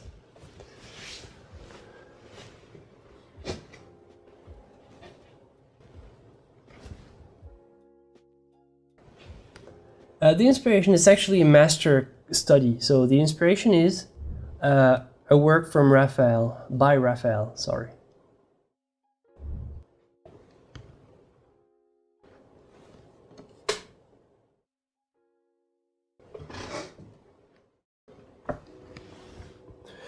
Yeah, I saw that. I don't know if it's still here.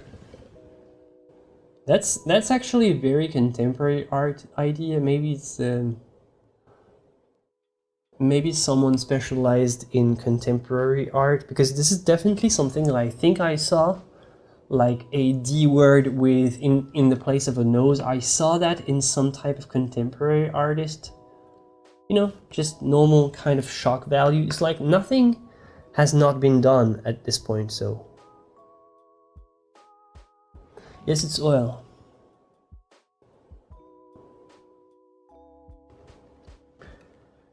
So it's not even original as a joke.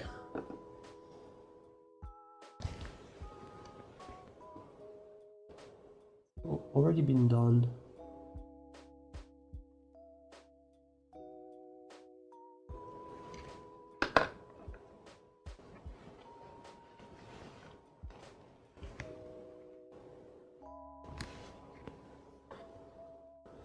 Okay, I need to finish the by the way, exactly that, the bottom of the nose.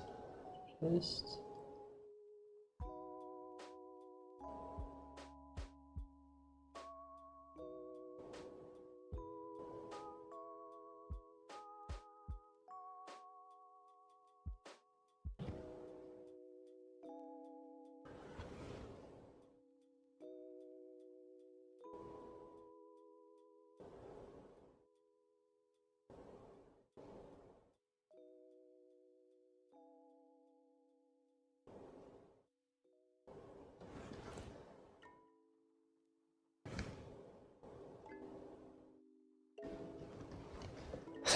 she sees the one who paints her, maybe.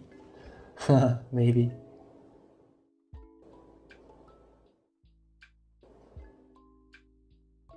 Thank you, Cody, for dealing with it, by the way.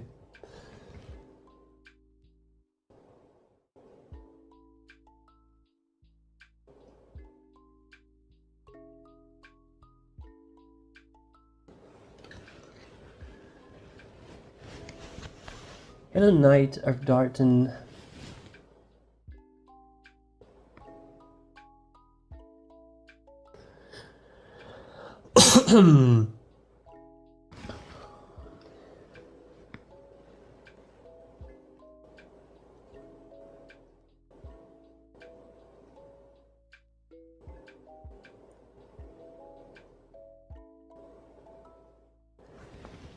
Yeah, well, in this case, what I find the most offensive is not the silly joke, because that's just stupidity. It's the fact that people just arrive and spam this kind of BS, not even saying hello before. Like, you want to just be silly and say nonsense? Like, we like humor here. And I can go pretty far in terms of humor. I'm not gonna just ban everybody just on the basis of just making a bad joke. Just be human and say hello first. Just don't just troll like that.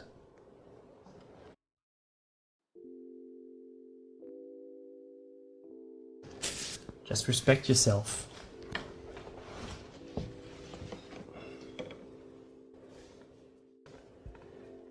Thank you, Shrimpy. I love the softness of her face and how you catch it. The colors are very beautiful. Yeah, thank you. I'm trying to follow Raphael's approach, working very thinly with tiny, subtle strokes, very delicately, just gradually building up the body of the flesh as I go. Very, very softly, small touches. And that's it. Yeah. I'm just a troll, but the mods can't ban me. Yeah, exactly. You are a successful troll. So you trolled us, but you were respectful. You said hello, you behaved nicely, and now you can troll us. And you can, like, we welcome your silly humor. So that's the spirit, right?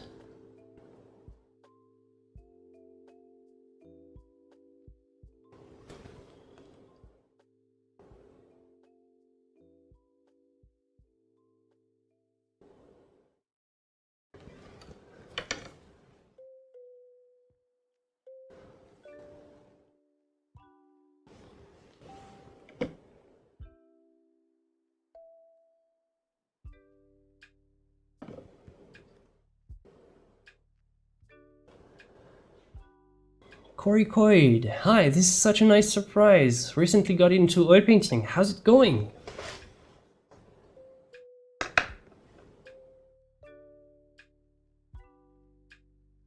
Thank you, Mutu Mahalakashmi. Sorry if I mispronounced.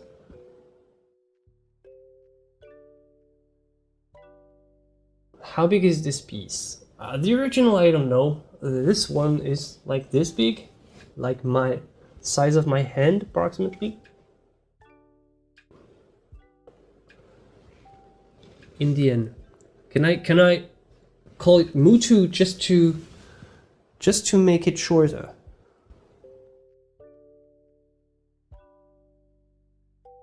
Do you mind? Or do you have maybe a nickname?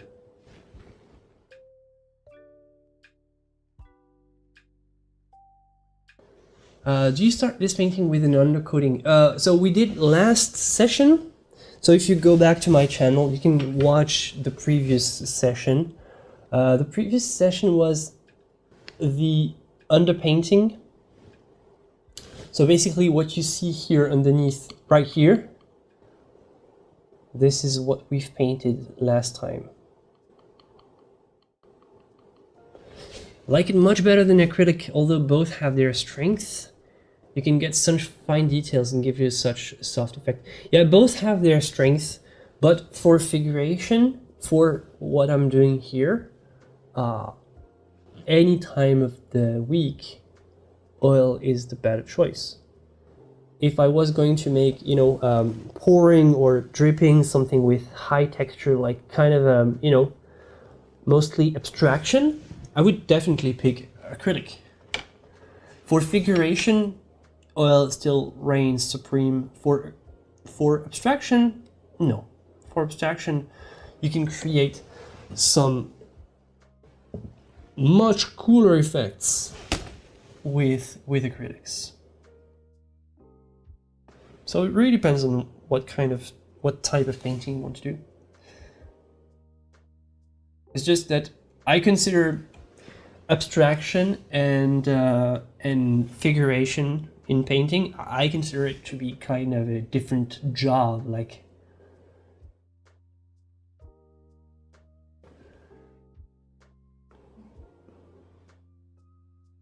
I don't hate on acrylic, it's just the better medium for figuration is oil.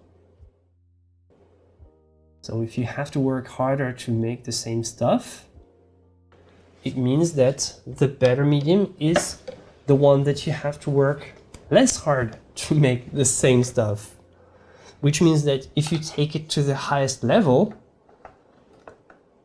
in the end, the oil will be superior for this kind of art.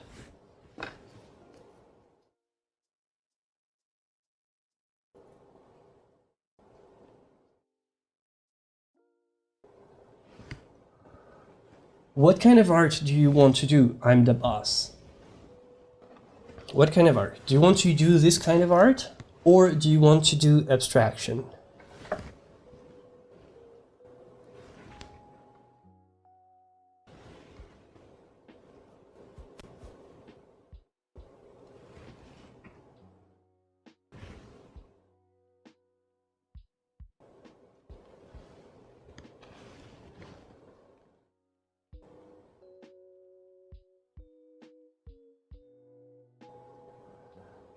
Okay, so if you want to do realism, then oil and portraits, yeah. Oil portraits is definitely the better choice.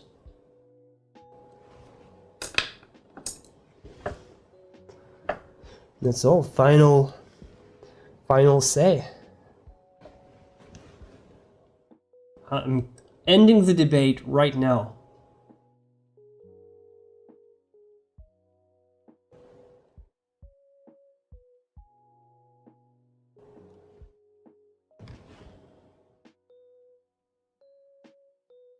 Exactly. Thank you. Thank you. I love painting flowers and people, so it's definitely my preferred medium now.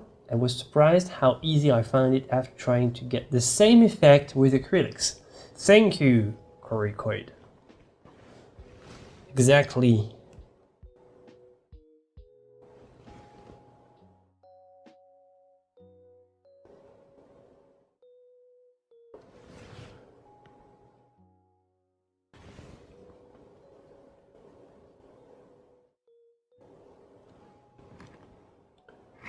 I couldn't, like right here, just these details here, I couldn't be doing them with acrylics because they would be dry already.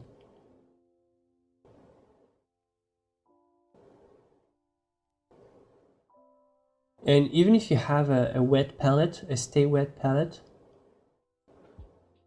like the fact that it dries on the palette is not, it's not the worst. The fact that it dries on the canvas so quickly is messing up in terms of figuration.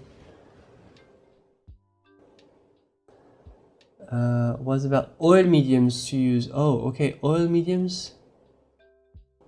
I don't know. I don't remember the question, so sorry, I messed it up.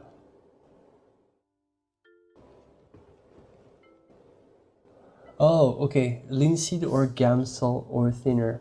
Both. Gamsol and thinner are the same. Right? Gamsol and thinning are the same. And linseed oil is the oil, right? So you need both. You make medium out of both. You mix the two like 50-50 and you're good to go. But most of the time, if you use nothing at all, in terms of no medium, you can paint with no medium. You don't have to. Use medium when the paint feels just too stiff. But if you're just beginning, just paint without medium at first. You'll have time to worry about this kind of stuff later on.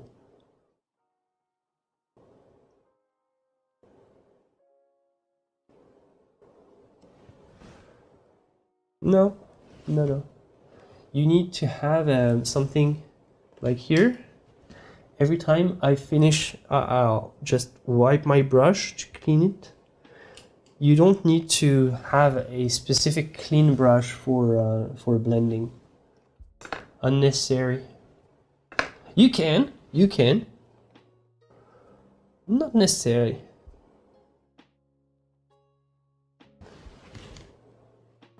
After watching your video on blending, I've basically stopped using medium. Huge difference. Yeah, or you can just use less, but yeah, definitely too much medium will just spread out the paint too much, and it really depends on, you know, the consistency of the paint that you buy. Like some manufacturers have paint that's more stiff. In that case, medium might be required. But some manufacturers make the paint very runny. It's the case for me with Atelier, for example. The paint is naturally very runny, which is not the best. Like if you have the choice between a manufacturer that makes paint tubes that are stiff and one that makes paint tubes that are runny, pick the stiffest, because it's easy to make the paint more fluid. It's not easy to go the other way around. So if you have the option, don't pick the brand that has the runniest paint tubes. You want the stiffest.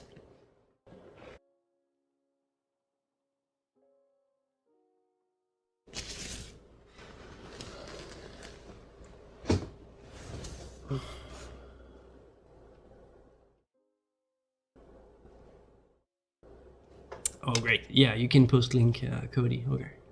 Was just checking. Lucas oils? Yeah, I never tried them.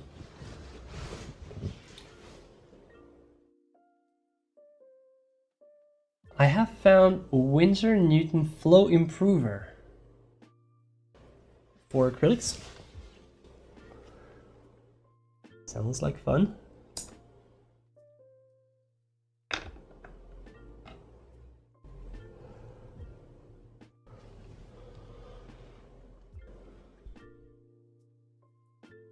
How are you, AD Tutorials? Hello, I'm fine. How about you?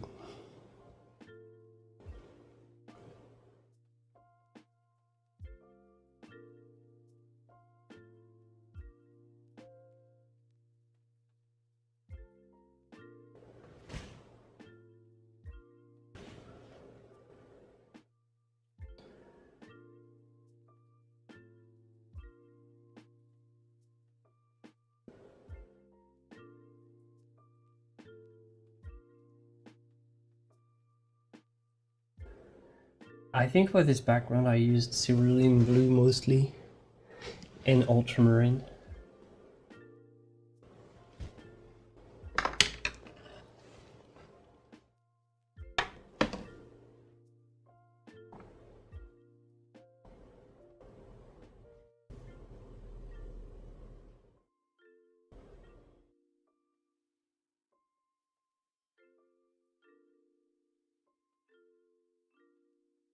Yeah, definitely, Cody. Like using no medium is very very doable. It's just you only need mediums if you start making projects with multiple layers, or really if the paint is so stiff that it's uncontrollable. But you know, like medium is not for, like, not every painter, not every oil painter necessarily needs medium every time. It's useful to have some and to know what they do, but you can paint a perfectly good portrait, a perfectly good painting, sorry, without any medium whatsoever. So never think that it's sort of a mandatory, not required. But it helps, and it's better to know what it does, that's for sure, in case you need it, because it's still useful for everyone.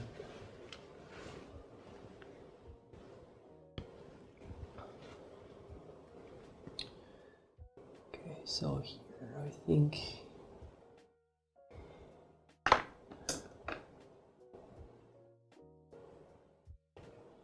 yeah, walnut oil is good.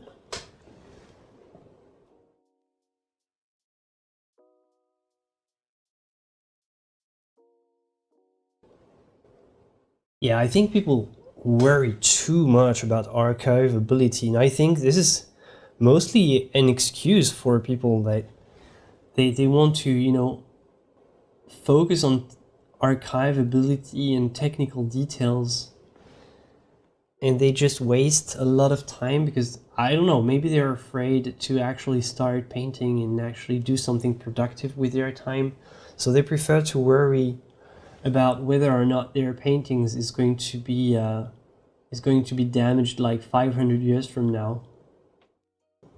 I don't know. So there's a weird fetish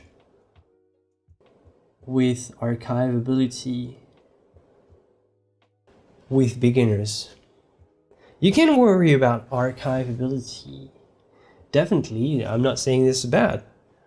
It's like I'm saying a lot of beginners worry too much about archivability for paintings that are going to suck anyway. So why? Why? And my theory is that for a lot of them,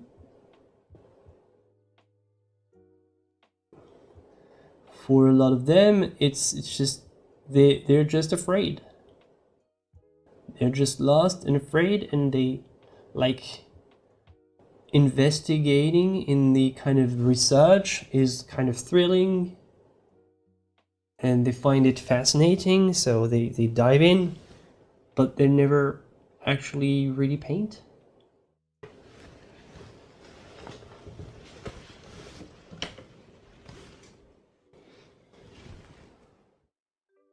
So in the end, they make a very archival painting, but the painting sucks. So good job.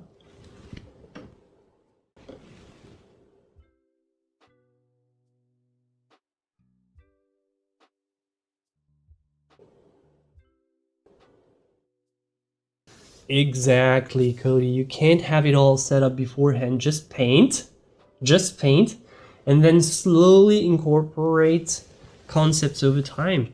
Exactly, that's the best way to go, because that's how you gradually improve. And the research that you'll make, the kind of investigation, which pigment would be better, which kind of medium would be better at this point, it's going to be more and more precise and more catered to your painting style. Basically, oh, I've just realized now that I need a better solution for blending. Okay, now I'm going to investigate mediums. Now I do it, not before. Or maybe you say, okay, I had this issue with my background wouldn't dry properly. With I don't know, with this blue background wouldn't dry properly. So now I'm investigating, liquid and stuff like that. Now you do it.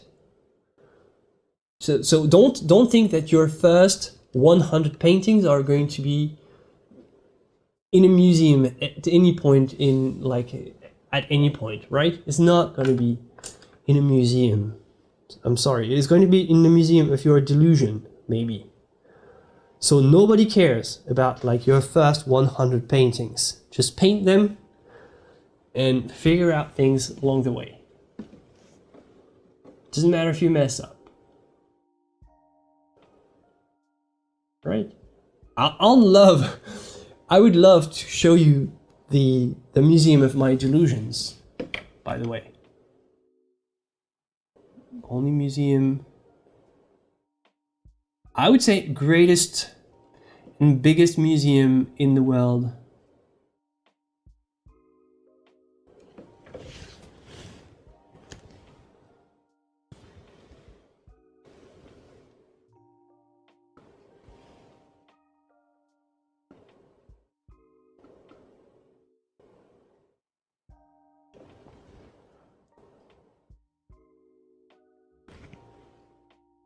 Um, 658.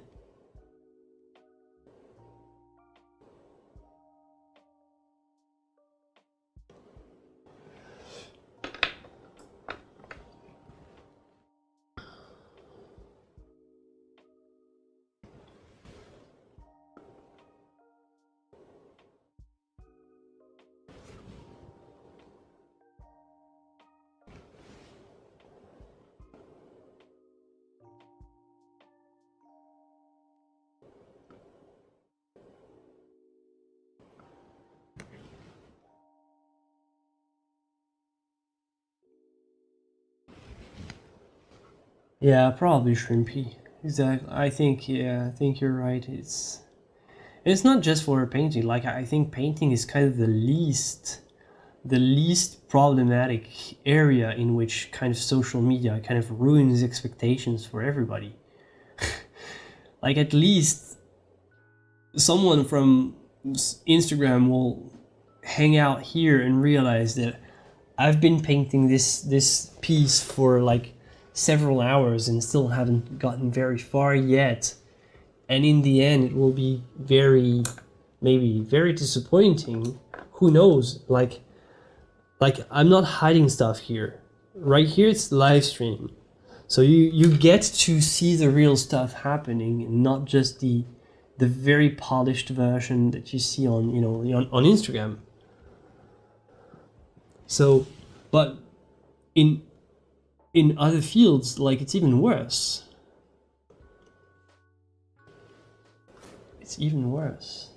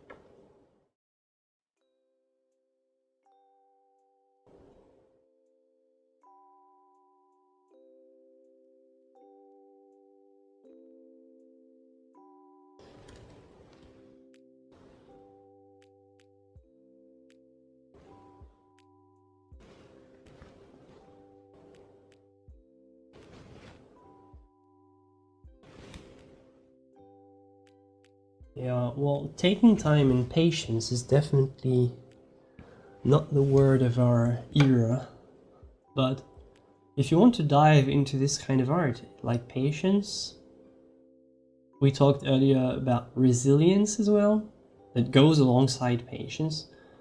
Patience is a virtue that you want to, celebrate when you paint this kind of stuff. I personally, I celebrate that it's going to take me so many hours to paint, to finish this one, and I'm happy because it means that it's over my skill level, it means that it's inspiring to me because I'm inspired by how the original was created and how the master was capable of painting something like that, and how for me it's a real struggle. So I welcome this. And I'm happy while I'm making it. And you know what? When I'm finishing this painting, I'm going to be completely indifferent of it. Like, I'm gonna completely forget it. One day I'll find it and I'll say, oh, I remember this study, it was fun. And that's it. It's not like when you produce your own original work. It's very different. Like a study like that, different mindset. It definitely teaches you about patience.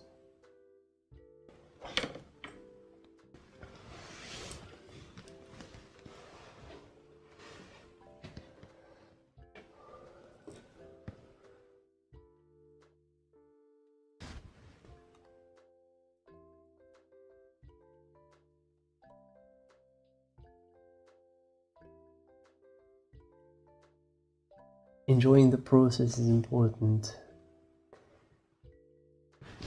I just use a pure Prussian blue. For what, Cody? I didn't follow. Considering my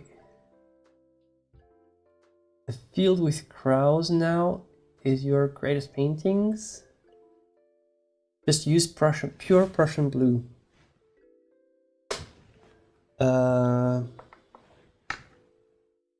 Oh yeah, I remember this one. Okay.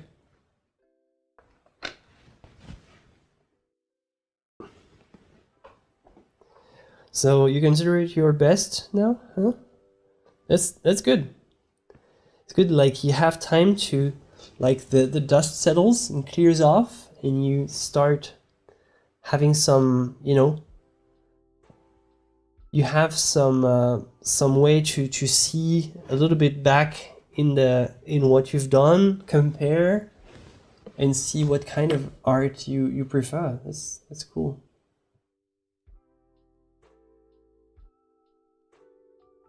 That's how you build. That's how you build your style, your artistic, you know, personality. It's by making a lot of experiments and seeing what works, what doesn't.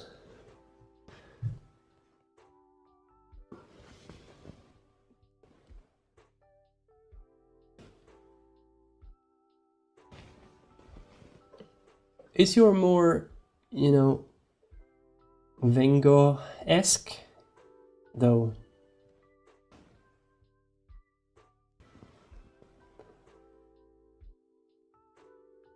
You can, like, if you upload it in the Discord, and if you ask me if it's family friendly, I can share it live right now.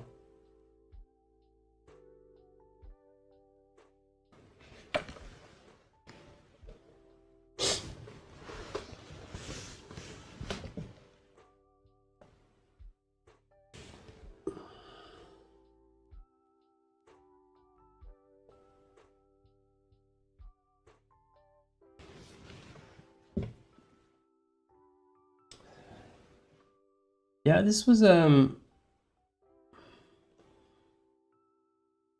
pretty early, maybe in the Renaissance, so there is still some traces of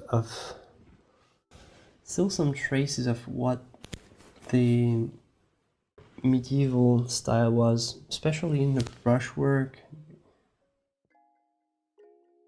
the transition from tempera to oil.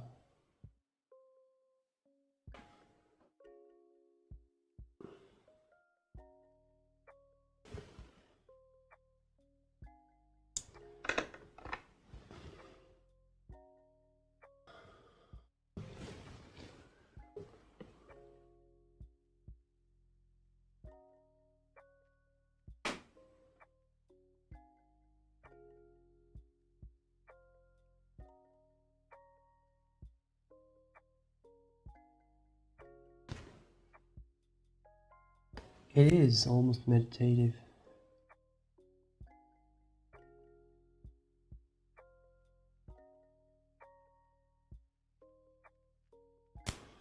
Hey Gina, you're welcome. You made an art journal and deco napkin. I don't know how it works. The decoupage sounds fun.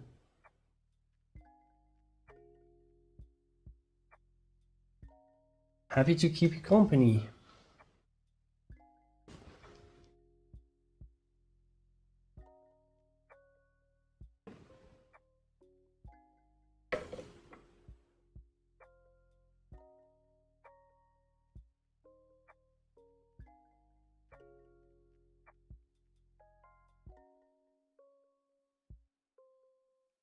I think I need to increase the size of this chin here.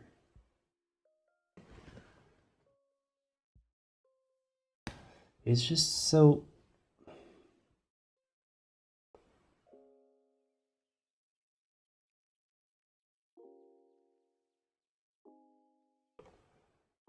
such a small difference, but there might be a few millimeters.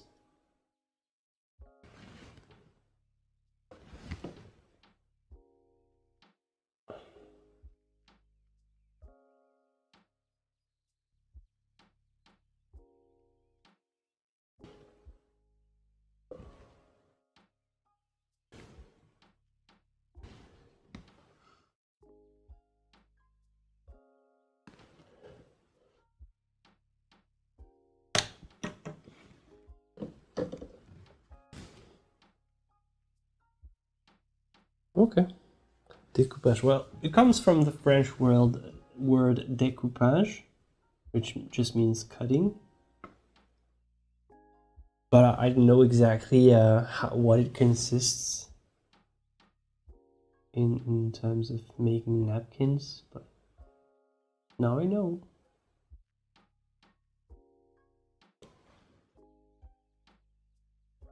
So basically you have découpage, collage. I think collage is also something you use.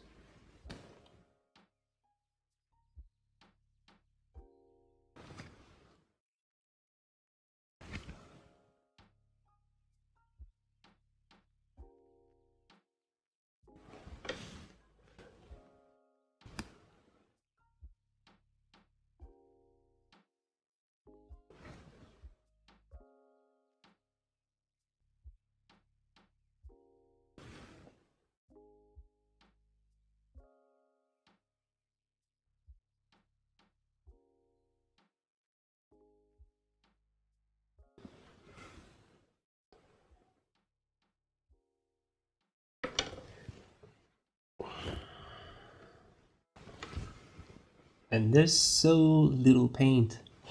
I just did this entire thing, and the quantity of paint that I've applied is just so minimal. It's crazy.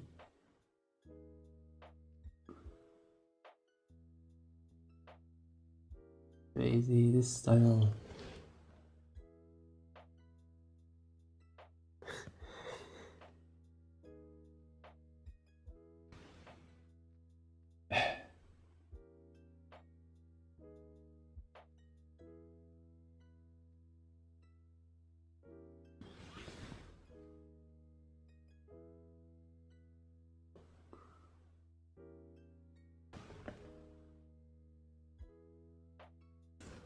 She has one though.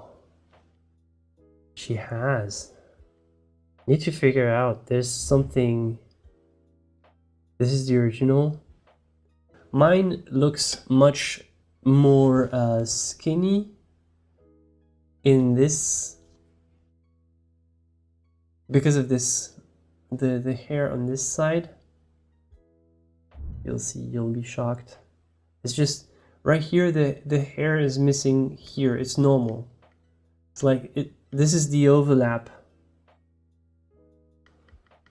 I left some room for the overlap. When I do the hair, I'll overlap here. However, I think there is something that I need to figure out in around the chin. Today I just worked on this. Maybe the nose. The nose can certainly be improved. Thank you, Gina. Have a great time. Thank you again.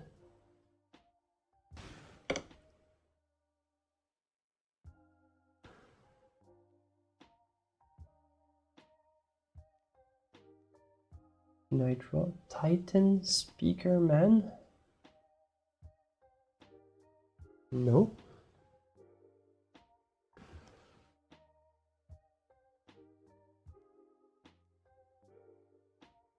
Hey, Waverly!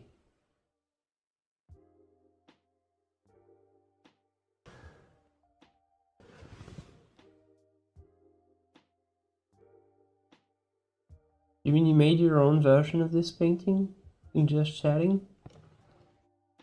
Well, we have to check it out. We have to check it out then.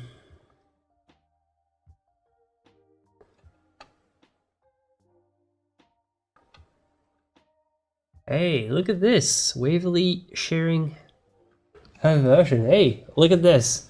Going way faster than I. Definitely.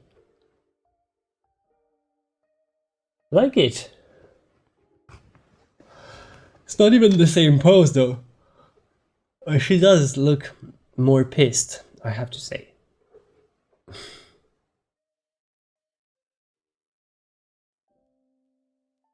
What else? What did you want? Somebody wanted to share something? Who was talking about sharing?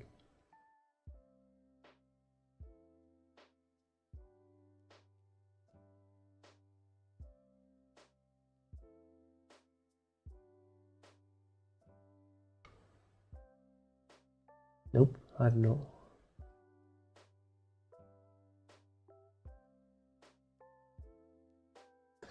It's like you're painting her in your younger days. Yeah, it's because I'm not done yet, but yeah. For this one, I was mostly focusing on this area right here, which is tricky enough. Like it takes time. I think I'm good though. I think I'm good for today. I don't think I can make it much further than that. But I'm pretty happy with what I have. Pretty happy with this. I think it's good. Final screenshot. Yeah, final screenshot of the day. Screenshot taken in the Discord. Hold on, no, Cody, the screenshot was not good. Go again. Do it again. Do it again. Screenshot wasn't proper. Do it again. Screenshot taken in the Discord. There you go. There you go. That's the spirit. Only if you're a connoisseur. Your face is in the way. It's only if you're a connoisseur of a good, perfect screenshot with my big face in the way. It's just something for those who are always there. Screenshot taken in the Discord. Still not finished, of course. That's also something. It's only for connoisseur. You know, it's a thing. It's a thing. Still not finished. We're never finishing a painting on this channel. Not under my watch. Not under my watch. But it was a great session. Thank you for being here. Thank you for the generosity. Thank you, Felicia, again. Thank you, Gina, who left earlier. But thank you, everybody, for being here. It was awesome. And I'm so glad to have the privilege of painting alongside you. Take care, everybody. Joy, inspiration to you. Bye bye.